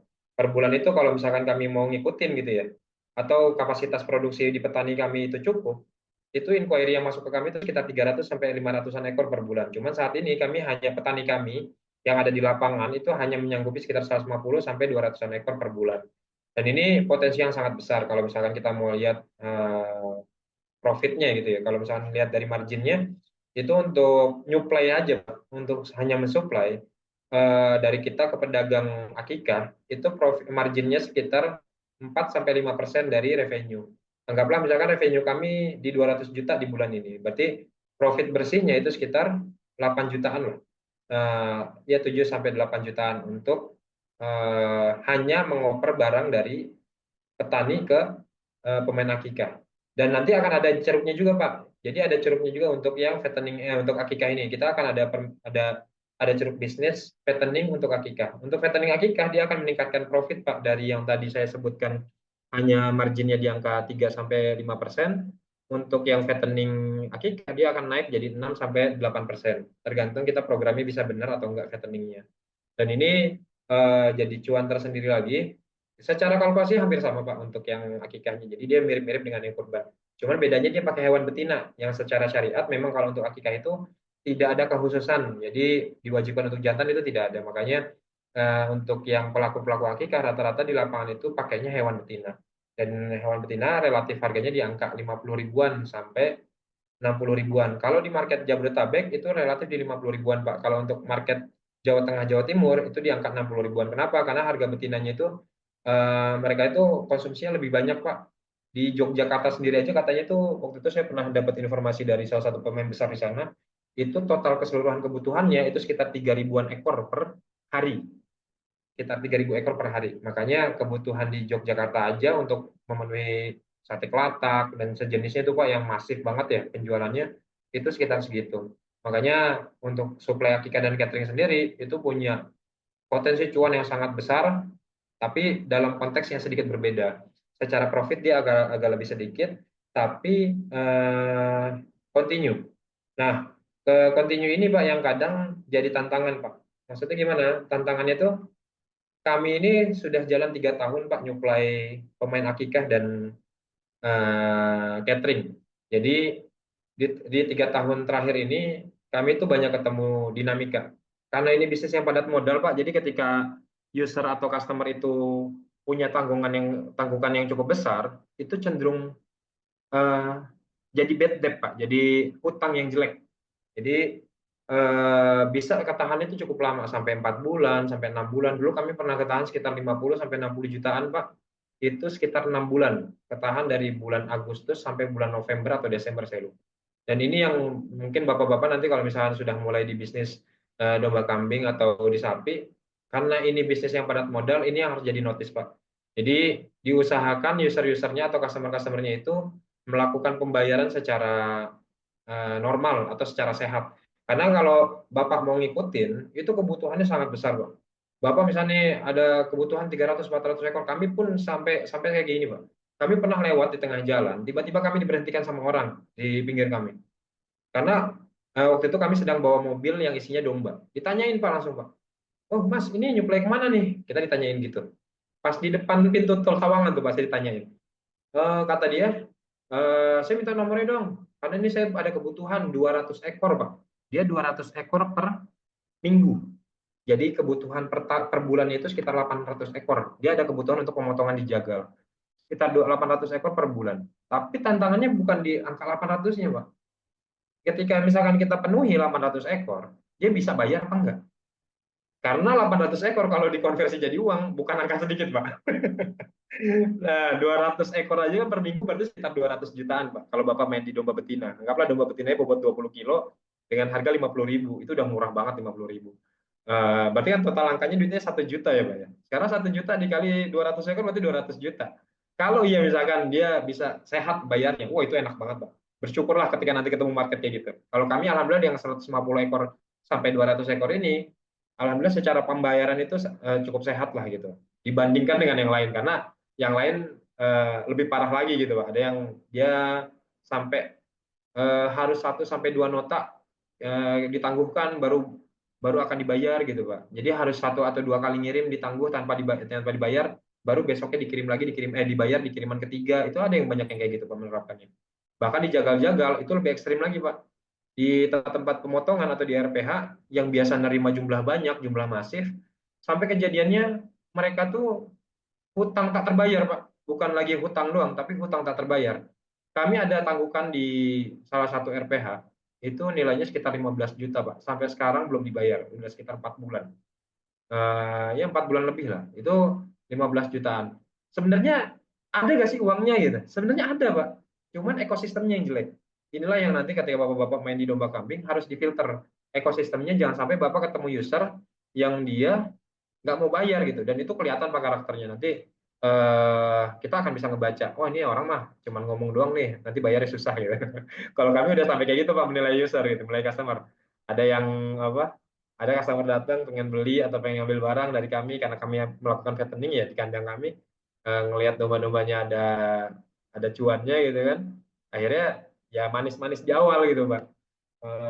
Berapa nih harganya, saya berani nerima harga tinggi, nanti ujung-ujungnya nggak dibayar, Pak. Dan inilah yang jadi permasalahan di dunia domba kambing. Walaupun nggak semuanya, apalagi sekarang ini kita ketemu pemain-pemain baru ya, Pak, yang secara komitmen lebih bagus, secara integritas lebih baik gitu. Alhamdulillahnya sekarang ini kita akan dipenuhi ekosistem yang kayak gitu. Cuman tetap untuk bagian user atau penerima rata-rata masih didominasi oleh orang-orang yang secara apa ya? eh, secara effort atau secara integritas itu nggak punya, Pak. Padahal uangnya ada. Ini unik ya, Pak. Uangnya ada di mereka, karena kan mereka jualan ke user, Pak. Ke pemakai akhir, ke end user. Kalau kita kan jual ke pedagang, ke RPH atau ke jagal gitu. Mereka jualan ke end user, tapi kenapa nggak bisa bayar ke kita? Usut punya usut, ternyata uangnya kepake buat beli motor, kepake buat renovasi rumah, dan ini real, Pak, terjadi. Bahkan sampai tuh mitra-mitra kami yang sesama pedagang yang udah agak ekstrem lah gitu, Pak. Ketika misalnya pembayaran tertangguk sampai 30-40 juta, mereka udah nggak ada toleransi, Pak. Datang ke rumahnya, nggak ada toleransi, langsung bawa mobil, entah bawa mobil, entah bawa motor, segala macam dari orang-orang yang punya hutang itu. Sampai kejadiannya sampai se ekstrim itu gitu.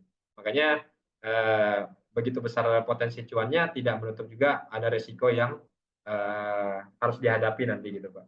Nah, kalau misalkan bicara demand-nya bisa dibilang sebenarnya hampir unlimited sih, Pak, buat pemain-pemain yang mau starting awal di angka 50-an sampai 100-an ekor tuh demandnya unlimited.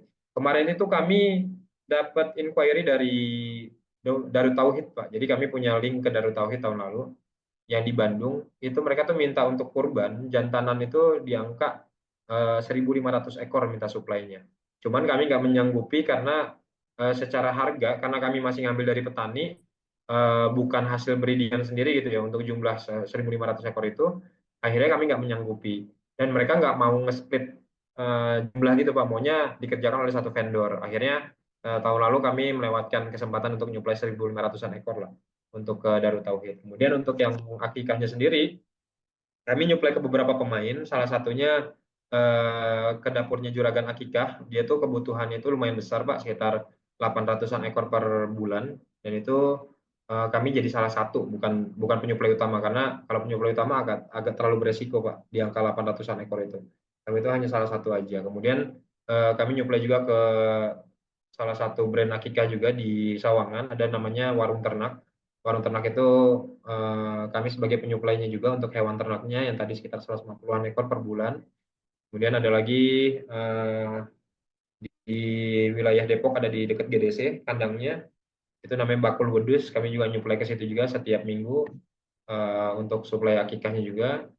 Jadi memang potensinya sangat besar. Untuk pemain-pemain yang lebih expand lagi Pak, kayak misalkan kalau Bapak pernah dengar Akikah Nurul Haya, spesialis akikah, ekspres akikah, itu angka penjualannya udah bukan di angka kecil lagi Pak, tapi udah masif sekali, mungkin sekitar 300 sampai 400 ekor per bulan. Nah, pertanyaannya, kenapa peternakan kami tidak main di akikah? Kalau tadi kan saya nyebutnya suplai untuk hewan, suplai akikah ya Pak ya. Jadi kami menyuplai pemain akikah. Kenapa kami tidak main di akikah? Karena ada beberapa catatan Pak dari kami untuk terjun ke dunia akikah. Dunia akikah punya tantangan tersendiri Pak. Di akikah itu walaupun secara cuannya bagus, Bapak kalau jualan akikah dengan pengelolaan sendiri itu cuannya Pak sekitar 700.000 Pak per ekor. 500 sampai 700.000 per ekor. Itu udah nikmat banget Pak.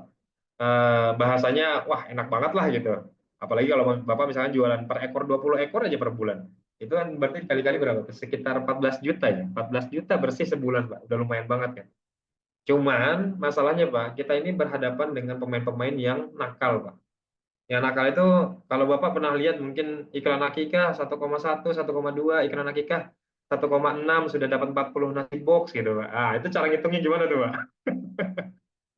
Dan itu cenderung banyak permainannya Pak. Cenderung banyak permainan. Kalau bahasa saya dunia akikah tuh terlalu kelam Pak. Dunia akikah tuh hitamnya terlalu banyak. Di pemain akikah sendiri Pak, itu ada praktek-praktek yang pertama, motong domba di bawah umur Pak. Jadi domba-domba yang dipotong itu hanya dibobot 8 kiloan, 9 kiloan. Kalau secara umur tuh baru 2 sampai 3 bulan. Itu banyak praktek seperti itu. Yang kedua, banyak praktek yang misalkan dia orderannya 2 ekor Pak. Kan kalau laki-laki kita 2 ekor ya.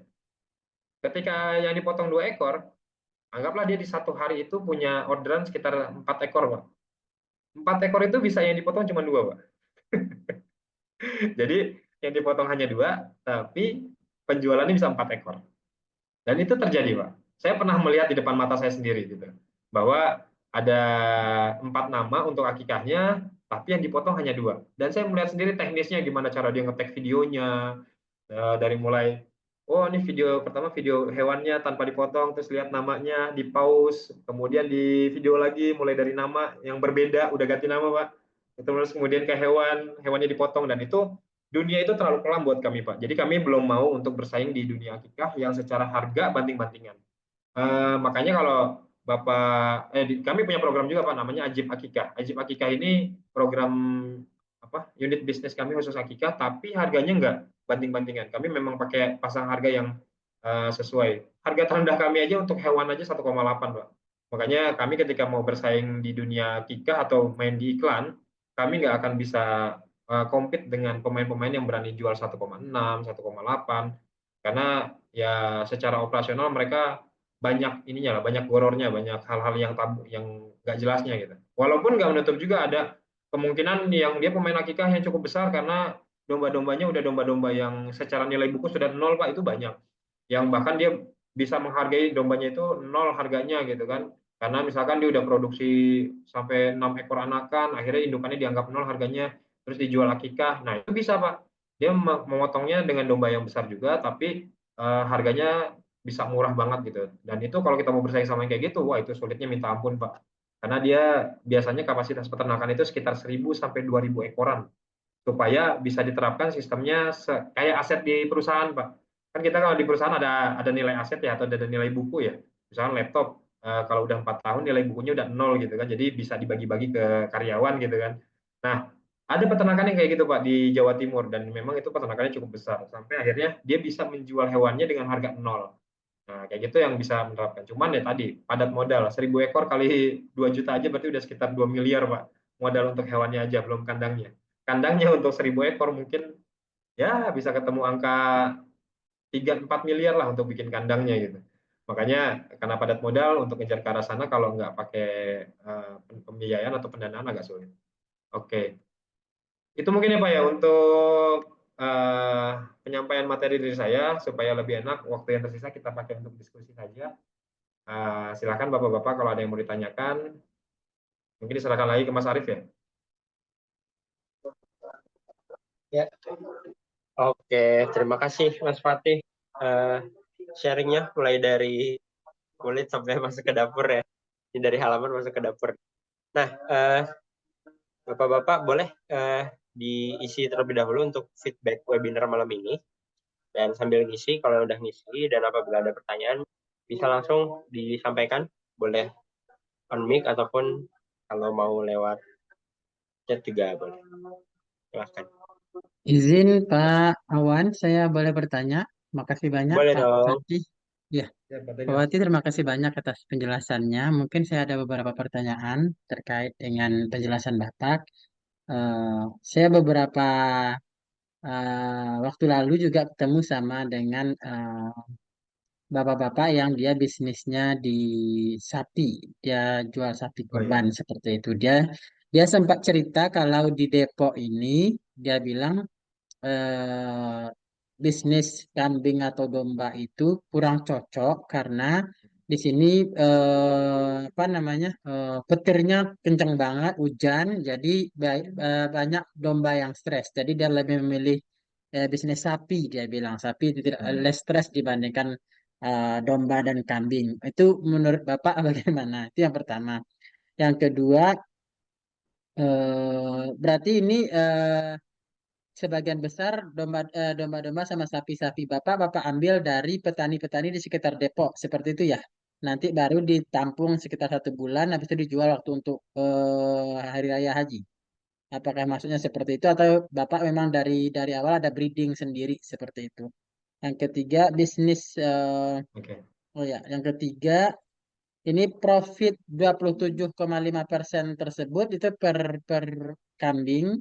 Itu untuk investor aja atau berapa persen untuk investor dari 27% itu berapa persen untuk pengelola seperti itu Pak.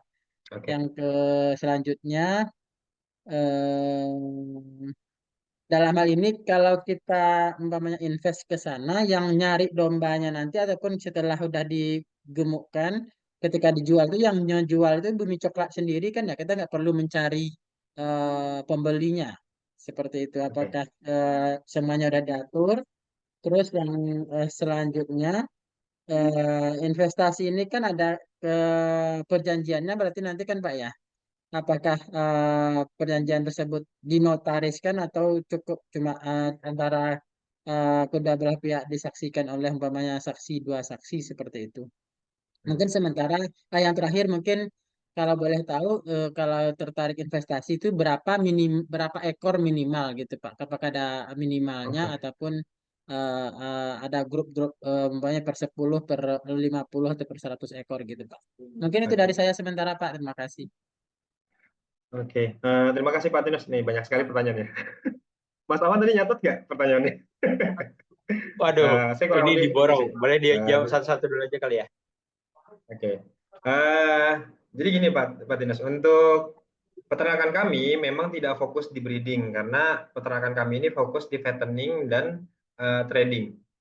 Untuk breedingnya sendiri, saat ini kami memanfaatkan source dari petani-petani yang ada di wilayah Sukabumi, Pak. Jadi bukan di wilayah Depok, karena di wilayah Depok sendiri hampir tidak ada petani kayaknya, Pak.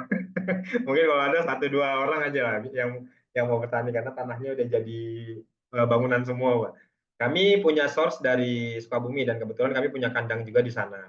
Jadi kami punya kandang sentral yang bekerja sama mitra-mitra peternak yang ada di sana. Bekerja sama untuk source yang kami supply ke wilayah Depok, baik untuk kurban maupun akikah.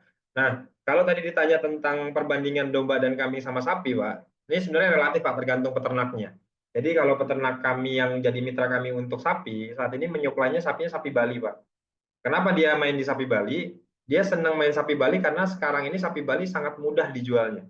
Bahasanya jualan sapi Bali itu merem aja gampang, merem aja laku gitu, Pak. Tahun kemarin tuh mitra kami pengen jualan, targetnya cuma 175 ekor gitu, tapi alhamdulillah mitra kami tuh yang tempat kami ngambil jualan hampir 350-an ekor, padahal targetnya cuma 175 ekor. Nah, perputaran 300 sampai 400-an ekor itu secara revenue udah cukup tinggi, Pak. Bahkan kalau secara profit di sapi itu kalau misalkan mau hitung-hitungan per ekor itu sapi bisa di angka 5 jutaan, Pak, kalau misalkan kita ngambil dari petani kemudian kita jual ya, itu profitnya kalau di wilayah Jabodetabek bisa 5 jutaan. Kalau dikurangi cost operasional pakan, itu cost operasional pakannya per bulan sapi itu di angka 1,5 juta. Jadi masih ada sekitar 3,5 juta untuk profitnya. Itu bobot yang kecil, Pak, baru bobot 300 kiloan. Kalau Bapak bicara bobot 400 kilo, 500 kilo, bahkan sampai 800 kilo, itu profitnya jauh lebih tinggi lagi. Tinggal main di kalkulasi tadi aja, Pak, selisih harga per kilo dikali bobot hidupnya. Kalau di sapi itu kan bobot hidupnya sekitar 300 sampai 400-an ya. Nah, untuk selisih profitnya, Pak, itu sekitar 15.000. Jadi kalau Bapak punya sapi 400 kilo, tinggal dikali 15.000 aja tuh profitnya. Untuk bersihnya sekitar 6 juta berarti untuk yang 400 kilo dengan harga jual sekitar 28 juta. Atau bisa dibilang sekitar 20% untuk sapi. Jadi kalau Bapak punya modal sekitar 1 miliar, itu di sapi bisa diputerin untuk 1 kali putaran ya, Pak ya. Ini bicaranya kalau sapi itu udah main putaran, Pak. Karena perputarannya itu cukup cepat di sapi, apalagi di sapi Bali. Nah, kalau misalnya ditanya sapi Bali ini malah tingkat stresnya lebih tinggi, Pak. Bahasanya ngerawat sapi Bali itu kata mitra kami, ngerawat sapi Bali jauh lebih susah dibanding ngerawat sapi-sapi yang Jawa atau sapi Madura gitu, Pak. Atau yang sejenis limosin. Memang kalau tadi mungkin Bapak entah ya apakah yang mitra yang tadi Bapak ajak diskusi itu mainin di sapi Bali atau bukan. Kalau yang relatif lebih tingkat stresnya lebih rendah itu sapi di luar sapi Bali. Kalau sapi Bali itu relatif lebih tinggi, Pak, stresnya, Pak. Makanya rata-rata dia tuh kalau misalkan diturun di Hamin 1 bulan masih cenderung kurus, Pak. Makanya rata-rata yang bisa balik cukup baik itu misalkan bobot, kan sapi Bali itu rata-rata diimpornya dari Nusa Tenggara ya, Pak ya, atau dari Balinya langsung ya. Nah, itu dari sana ke sini tuh kalau jaraknya cuma sekitar 2 mingguan sampai 1 bulan, itu sapi belum balik, Pak, bobotnya, atau belum sempurna lagi gitu badannya, belum bulat lagi. Nah, kalau misalkan Bapak mau main sapi Bali itu sekitar 2 bulanan, Pak, baru bulat lagi. Cuman secara cost operasional jauh lebih tinggi. Kenapa? Sapi Bali ini terkenal nggak bisa digemukin, Pak, karena dia sistemnya itu peternakan rakyat. Jadi cost operasional itu hampir nol, dirawat sama petani kemudian dijual. Dan itu nggak ada program sapi fattening sapi Bali, nggak ada, Pak, karena sapi Bali itu secara kenaikan hariannya itu jelek. Lain dengan sapi-sapi kayak limosin, simental atau Marlboro atau sapi lainnya gitu. Nah, itu mereka ADG-nya atau kenaikan bobotnya jauh lebih bagus. Cuman ada cumannya, Pak. Sekarang market Jabodetabek itu khususnya yang spesifik perumahan-perumahan itu mereka dapat informasi, Pak, terpapar informasi begini. Kalau misalkan sapi Bali tulangnya kecil, Pak. Kalau sapi limosin tulangnya besar. Makanya ketika nanti dia dijadikan karkas atau dijadikan potongan daging, sapi Bali itu jauh lebih banyak. Dan ini yang banyak berlaku di wilayah Jabodetabek. Makanya bahasanya mereka para peternak sapi Bali itu yang punya fattening sapi Bali, bukan fattening lah, yang jualan sapi Bali. Jualan sapi Bali itu merem aja laku gitu, Pak, bahasanya. Merem aja laku karena begitu mudahnya untuk jualnya. Nah, kalau untuk sapi-sapi biasa cenderung agak susah. Karena tadi sekarang yang perumahan-perumahan tuh masif, Pak, mereka punya informasi, oh sapi limosin mah tulangnya doang gede gitu. Padahal memang secara postur memang jauh lebih besar gitu, Pak. Kalau Bapak bandingkan sapi Bali dengan umurnya sama, dengan bobotnya sama, itu perbedaannya jauh, Pak. Yang 300 kilo sapi Bali dengan 300 kilo sapi limosin, Yang sapi limousin ini masih kayak kelihatan anak kecil karena masih kelihatan muda lah karena memang genetik besar gitu. Nah, sapi Bali udah dianggap dewasa gitu. Karena memang genetik kecil gitu. Makanya sekarang tuh jualan sapi Bali cenderung lebih mudah ke perumahan-perumahan dibanding ke masyarakat-masyarakat yang konvensional kayak ke masjid-masjid yang model base-nya RT RW gitu, itu agak susah Pak. Tapi kalau misalkan Bapak ke masjid-masjid yang base-nya perumahan, DKM perumahan, wah itu sangat mudah untuk jualan sapi Bali karena mereka lebih terpapar informasi bahwa karkasnya sapi Bali lebih bagus.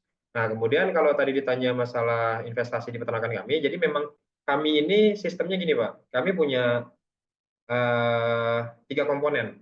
Peternakan kami ada di tengah-tengah, kemudian ada investor di kanan kami, ada mitra peternak di kiri kami. Mitra peternak ini sebenarnya siapa sih? Mitra peternak ini petani-petani yang ada di bawah binaan kami yang nanti akan melakukan proses fattening atau penggemukan atau perawatan.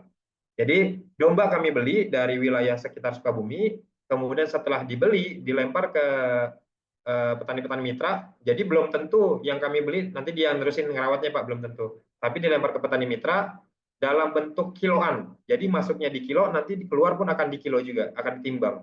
Jadi bukan masuk di jogrok harga sekian, nanti keluar di jogrok harga sekian, enggak. Tapi masuk di kilo, keluarnya nanti di kilo. Nah, jembatannya adalah kami Pak. Jembatannya peternakan kami. Jadi peternakan kami ini akan menjadi jaminan garantor bahwa nanti hasil fattening ini itu akan dibeli. Jadi investor itu nggak akan ketemu sama proses jual beli yang sampai ke user Pak, enggak. Investor itu hanya menerima laporan dari hasil fattening saja, bukan sampai jualan ke kurbannya. Kenapa kami nggak buka sampai jualan kurban? Karena kami udah nggak butuh Pak. Nggak butuhnya maksudnya gini, ini kurban kami udah bisa jual sendiri. Market kami sudah firm, insya Allah gitu. Udah jalan sekitar 3 tahunan. Market kami sudah firm, jadi kami nggak butuh investasi dari sisi kurbannya. Kami hanya butuh investasi dari sisi fatteningnya. Kenapa kami butuh? Karena kami mau mengamankan stok dengan harga yang tadi saya bilang, harga yang jauh lebih murah Pak. Makanya tadi saya pernah bilang, laporan kami di tahun lalu kepada investor rata-rata dapat profitnya sekitar 15%-an return on investment-nya, bukan profit. Return on investment-nya itu sekitar 15%-an untuk 3 bulan atau sekitar 4-5%. Walaupun yang kami janjikan Pak di poster-poster kami hanya mengatakan bahwa profit itu sekitar 6-9% untuk 6 bulan. Di poster kami menyampaikannya itu. Jadi estimasi profitnya sekitar 6-9%. Tapi realitanya alhamdulillah, dan kami bersyukur berharap di tahun ini bisa memberikan yang sama lagi untuk investor. Kami dapat sekitar 4-5%-an per bulan. Karena tadi kenaikannya cukup tinggi secara bobot, kemudian secara investasi harganya kami beli dalam kondisi yang sangat rendah. Dan biaya rawat yang diparuh nanti ke petani pun kami bisa mengkondisikan di biaya yang cukup rendah. Makanya dapat timbal baliknya itu cukup besar lah untuk investor. Nah, kami bukanya itu di platformnya itu sekitar 25 juta Pak untuk satu slotnya atau satu kloternya, sekitar 15-an ekor. 15 atau 16 ekor atau 17 ekor itu tergantung harga dari petani nantinya Pak. Jadi realisasinya anggaplah kami lagi dapat murah banget, terus dari budget 25 juta itu bisa kebeli 16 sampai 18 ekor. Nah, itu yang nanti akan jadi laporan buat investor. Makanya kami menyesuaikan dengan kondisi yang ada di lapangan. Tapi kami sudah punya plafon atas. Oh, di plafon atasnya sekian lah nanti yang akan menjadi investasi. Plafon bawahnya sekian yang untuk program kami gitu. Jadi kayak gitu. Itu untuk yang investasi. Kemudian tadi alurnya kayak gitu ya Pak ya. Jadi makanya tadi kami berani bilang di program kami investor cenderung aman.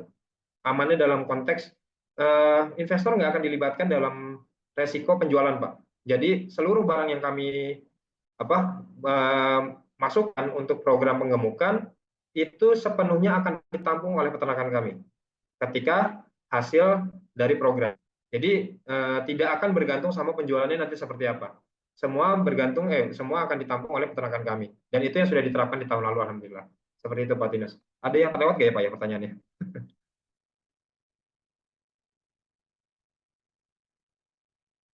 Sorry Pak, suaranya di mute Pak. Ya, makasih Pak. Ya, berarti yang profit yang 27,5% tadi itu tuh sekitar 3 bulan, berarti kalau sekitar 4%, sekitar 12% untuk investor gitu, sisanya untuk pengelola. Iya, betul. Jadi untuk peternakan kami sendiri, kami tuh nggak mengambil jatah sama sekali Pak di sisi fattening. Jadi fattening itu sepenuhnya untuk investor dan untuk petani Pak. Jadi kami ini nggak Oh, mengambil dari sisi fatteningnya. Kami ini mengambil dari sisi harga kurban yang stabil. Jadi kan kami butuhnya di situ, Pak. mm-mm.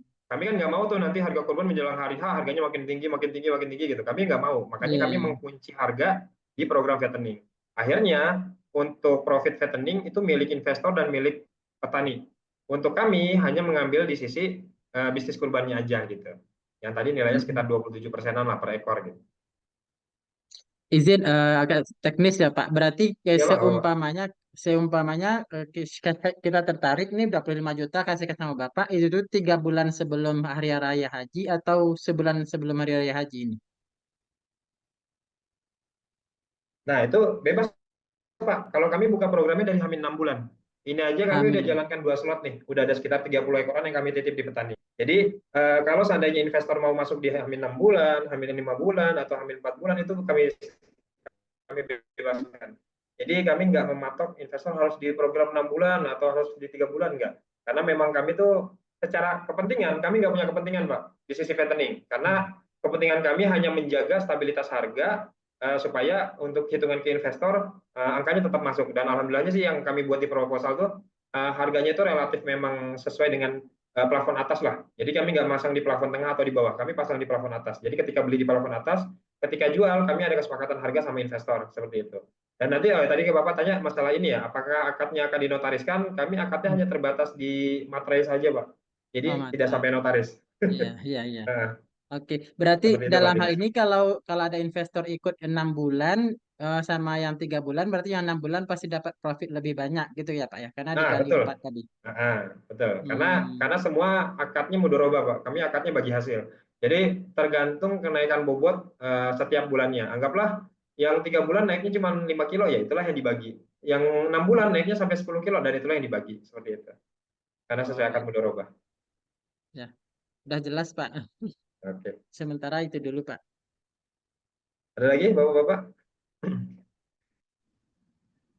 Pak, saya Ardi Pak.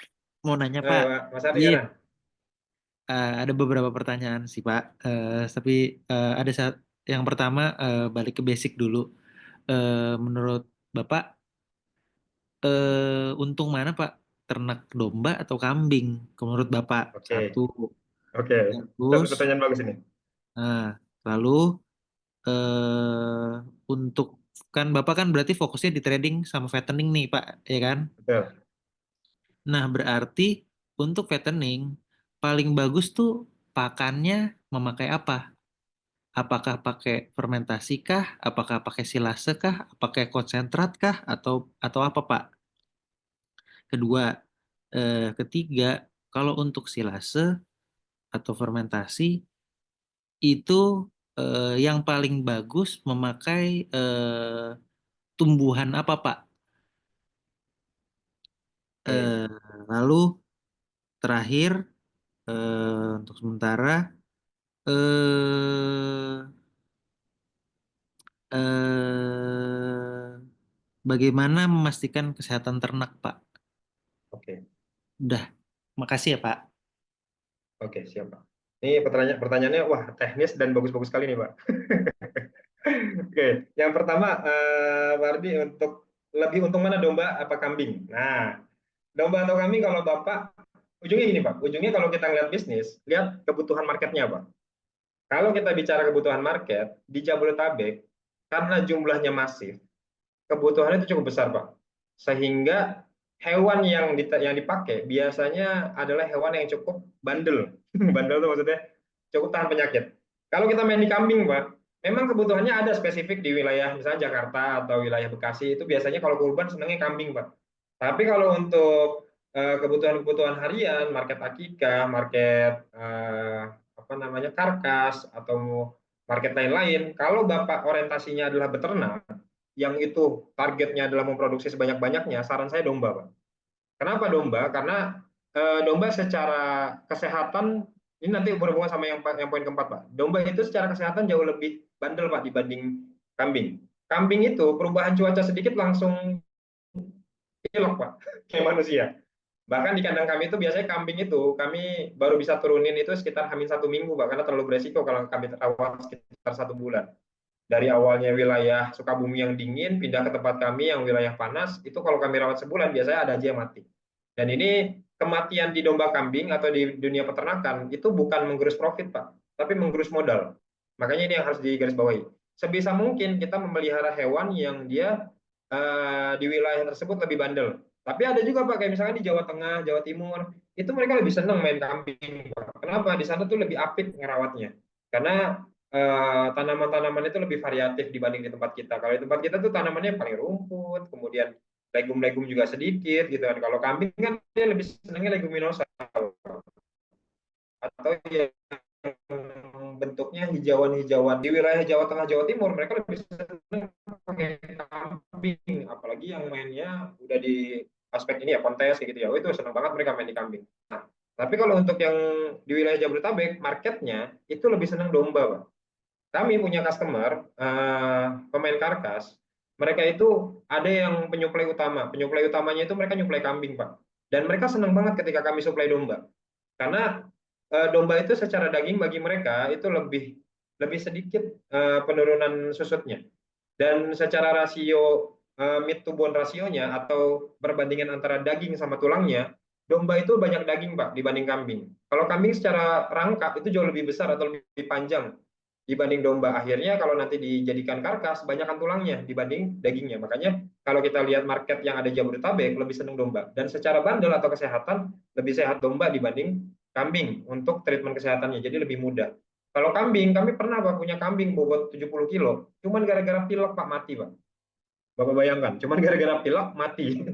Dan itu harganya ya tadi saya bilang, menggerus bukan profit, tapi modal. Modalnya itu belinya waktu itu sekitar 5 jutaan. Makanya 5 juta tuh hilang begitu aja, Pak. Dan itu cukup beresiko kalau misalkan main kambing di wilayah Jabodetabek, kecuali memang sudah terbiasa dari sebelumnya. Dan kemudian pertanyaan kedua ya, fattening bagus mana pakannya? Ini Pak, jadi ada konsep pakan. Untuk fattening, konsep pakannya, carilah pakan dari sumber terdekat dan harga termurah. Jadi kita nggak bisa terpaku, oh pakannya harus ini, pakannya harus itu. Kita nggak bisa terpaku di situ. Kenapa? Karena akhirnya yang dipatok itu angka ujungnya, Pak. Bapak di fattening kalau main penggemukan dengan angka masih di atas 3.500 per kilo pakannya, itu cenderung bukan per kilo, 3.500, benar, 3.500 per kilo per hari, itu cenderung akan bukan merugi ya, terlalu beresiko Pak. Mungkin masih untung, cuma terlalu beresiko. Di kandang kami itu fatteningnya itu angkanya sekitar 2.500-an. Jadi di tempat kami source-nya ada dua, Pak. Yang pertama rumput hasil aritan tukang, yang kedua kami pakai ampas tempe. Nah, dua ini ketika digabungkan komponen harganya, nilainya itu sekitar 2.500. Dan ini konsepnya mencari yang termurah dan yang terdekat. Jadi percuma Bapak nyari barang dari tempat yang jauh, ya kan? Tapi harganya bisa meningkat tinggi. Nah, ini akan agak terlalu beresiko. Mungkin kalau Bapak bisa cari barang dari tempat yang jauh terus harganya murah dengan biaya pengiriman yang murah, ya nggak ada masalah. Tapi kalau dari tempat yang jauh harga pengirimannya tinggi, akhirnya secara rasio harga per kilo jadi tinggi, nah itu nggak jadi opsi, Pak. Ya misalkan dulu kami pernah nyobain Pak fattening pakai silase, punya resiko sendiri. Kami pernah fattening waktu itu pakai rendang kangkung, punya resiko sendiri.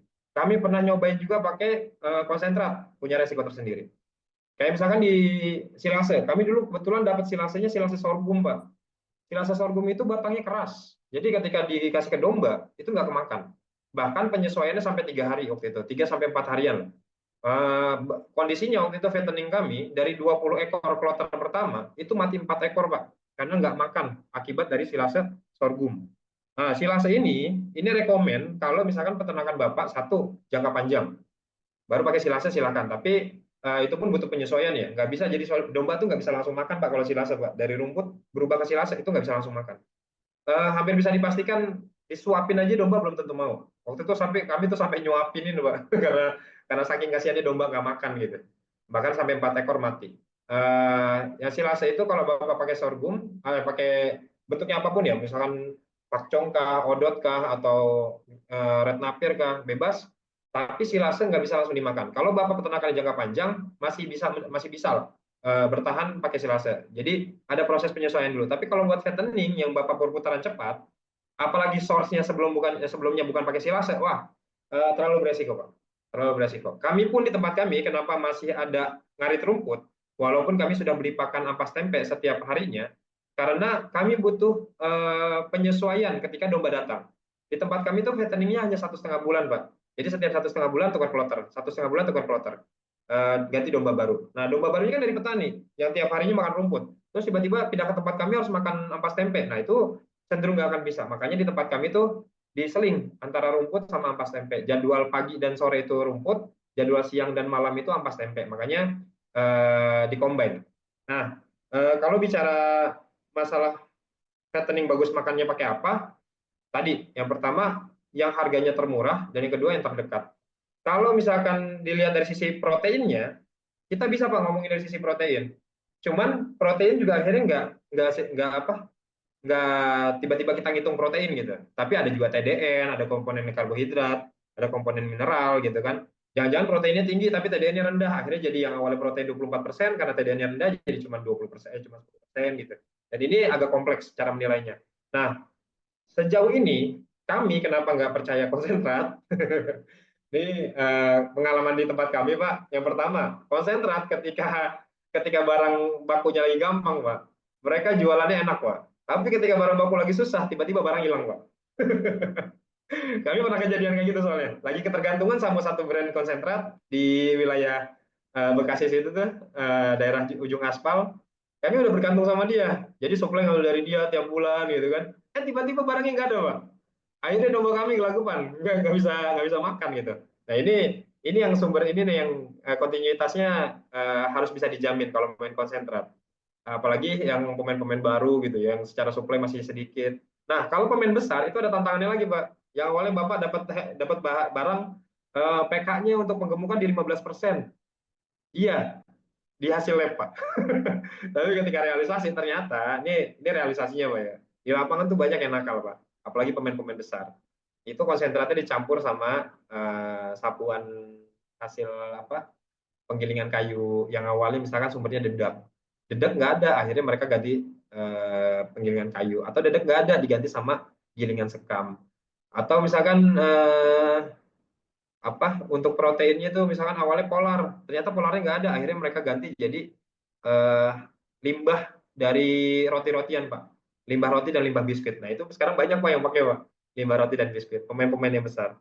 Dan ini yang akhirnya membuat kenaikan bobotnya jadi jelek.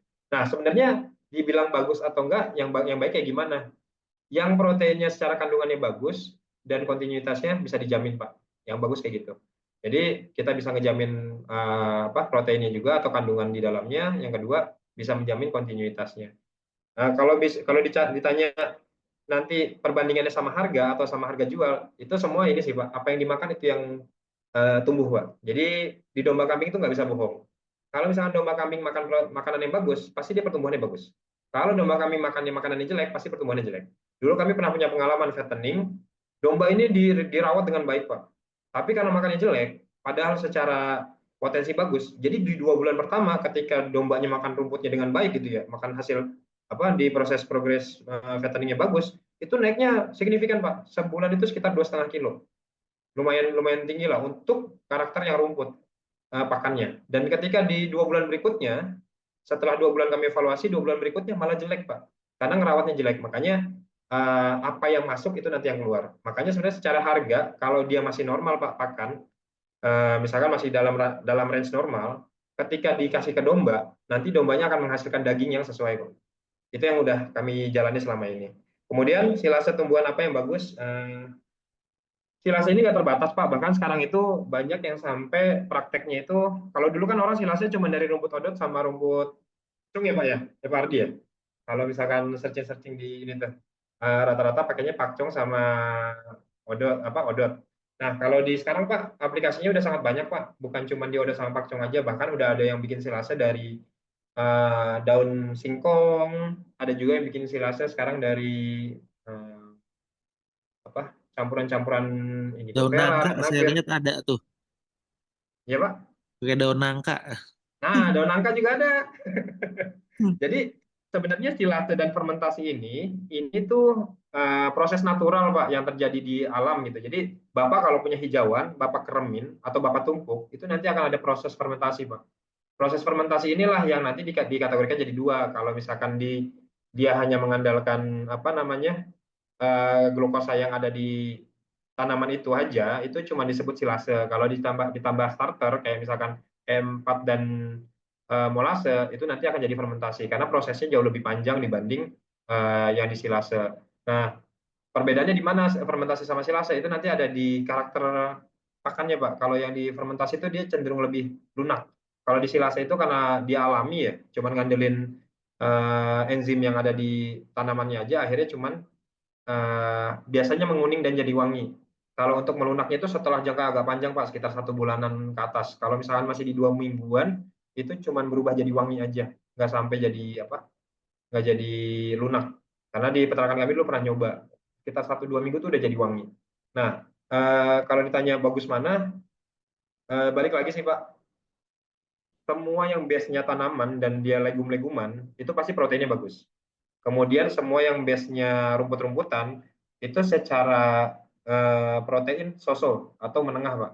Kayak misalkan odot atau pakcong atau red napier dan sejenisnya itu menengah. Tapi yang harus digarisbawahi bukan di itunya Pak, karena secara kandungan gizi sebenarnya relatif sama. Yang harus digarisbawahi itu dari sisi palatabilitas.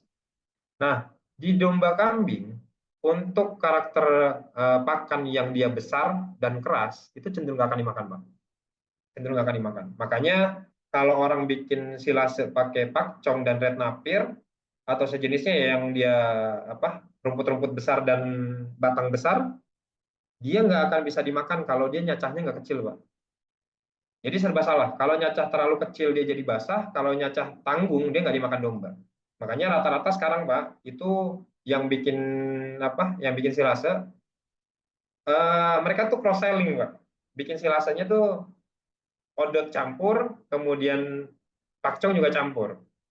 Yang secara batang besar. Kenapa? Karena buat jadi muatan Pak supaya lebih berat. Kalau semuanya odot itu nggak berat Pak karena relatif daun. Nah sekarang tuh ada jalan tengah. Jalan tengah itu sekarang ada genetik yang odot super. Odot super itu batangnya besar, kemudian daunnya besar. Makanya senang buat dijadiin campuran silase. Karena kan yang bikin silase itu sebenarnya bukan ngejar untuk produksi di tempat dia Pak, bukan. Tapi untuk jualan. Makanya sekarang silase itu banyak yang mementingkan bobotnya, bukan mementingkan kualitasnya. Makanya banyak yang dicampur, entah dia basicnya apalah, daun-daun, ya segala macam dicampur lah Pak, sampai apa tumpi jagung ya Pak, yang jagung tuh, ya tumpi jagung dipakai juga gitu, kayak gitu. Itu untuk yang silase. Jadi relatif kalau Bapak ngejar ke protein, silase yang bagus tuh pakai legum-leguman. Cuma legum-leguman itu cenderung basah Pak. Jadi kalau Bapak jadiin silase, kayak misalkan indigo vera, terus kaliandra, itu kalau dijadiin silase itu cenderung jelek. Makanya yang indigo vera itu orang produksinya bukan jadi silase, Pak. Kalau indigo vera itu orang produksinya jadi pelet atau serbuk indigo vera. Itu jauh lebih mahal, per kilonya itu sekitar 8 ribuan. Itu biasa dipakai sama peternak kambing perah. Dan itu yang dijadikan konsentrat kambing perah itu rata-rata source-nya dari yang legum-leguman atau dari tanaman indigo vera. Jadi seperti itu, tergantung kebutuhannya. Kemudian yang ketiga, yang keempat, memastikan kesehatan ternak. Nah, untuk memastikan kesehatan ternak ini kayak lagi ngurus anak sendiri Pak sebenarnya Pak. Makanya peternak itu namanya bukan farmer sebenarnya. Nama saya salah tuh, bukan farmer. Farmer tuh petani. Karena memang saya dulu senang nanam-nanam Pak. Makanya nama saya Al-Fatih Farmer. Nah, peternak itu kalau bahasa Inggrisnya animal husbandry Pak. Jadi suaminya ternak. Jadi kita tuh ngurus ternak kayak ngurus anak Pak. Anak mencret kita lihat, kita obatin gitu. Anak nggak nyaman gitu tinggalnya atau tidurnya kita liatin gitu. Di peternakan kami tuh ngasih makan aja 4 kali Pak. Untuk pengontrolan itu hampir sekitar 10-15 menit sekali. Jadi kami selalu keliling di peternakan kami, dan itu kalau nggak dilakukan seperti itu dengan kapasitas kami aja di kandang baru sekitar 70-an ekor, itu sudah beresiko Pak. Ada aja misalnya ternak yang kembung segala macam, dan itu harus dilakukan dengan intensif. Apalagi yang bentuknya fattening ya, nggak boleh ketemu mencret, nggak boleh ketemu sakit sedikit gitu, demam atau nggak mau makan segala macam. Nah, ya hal lain yang kita terapkan di peternakan kami menerapkan SOP Pak. Jadi domba masuk ke kandang kami itu pertama wajib dicukur, yang kedua wajib diterapkan SOP kesehatan, disuntik vitamin A, D, E dan ke B kompleks sama suntik hematodin untuk nafsu makannya. Kemudian juga untuk treatment cacingnya kami suntik oral juga Pak, bukan suntik oral, kami cekok oral. Jadi lewat mulut tuh kami cekokin obat cacing. Dan itu yang kami terapkan di peternakan kami untuk menjamin fatteningnya atau proses fatteningnya berjalan lancar.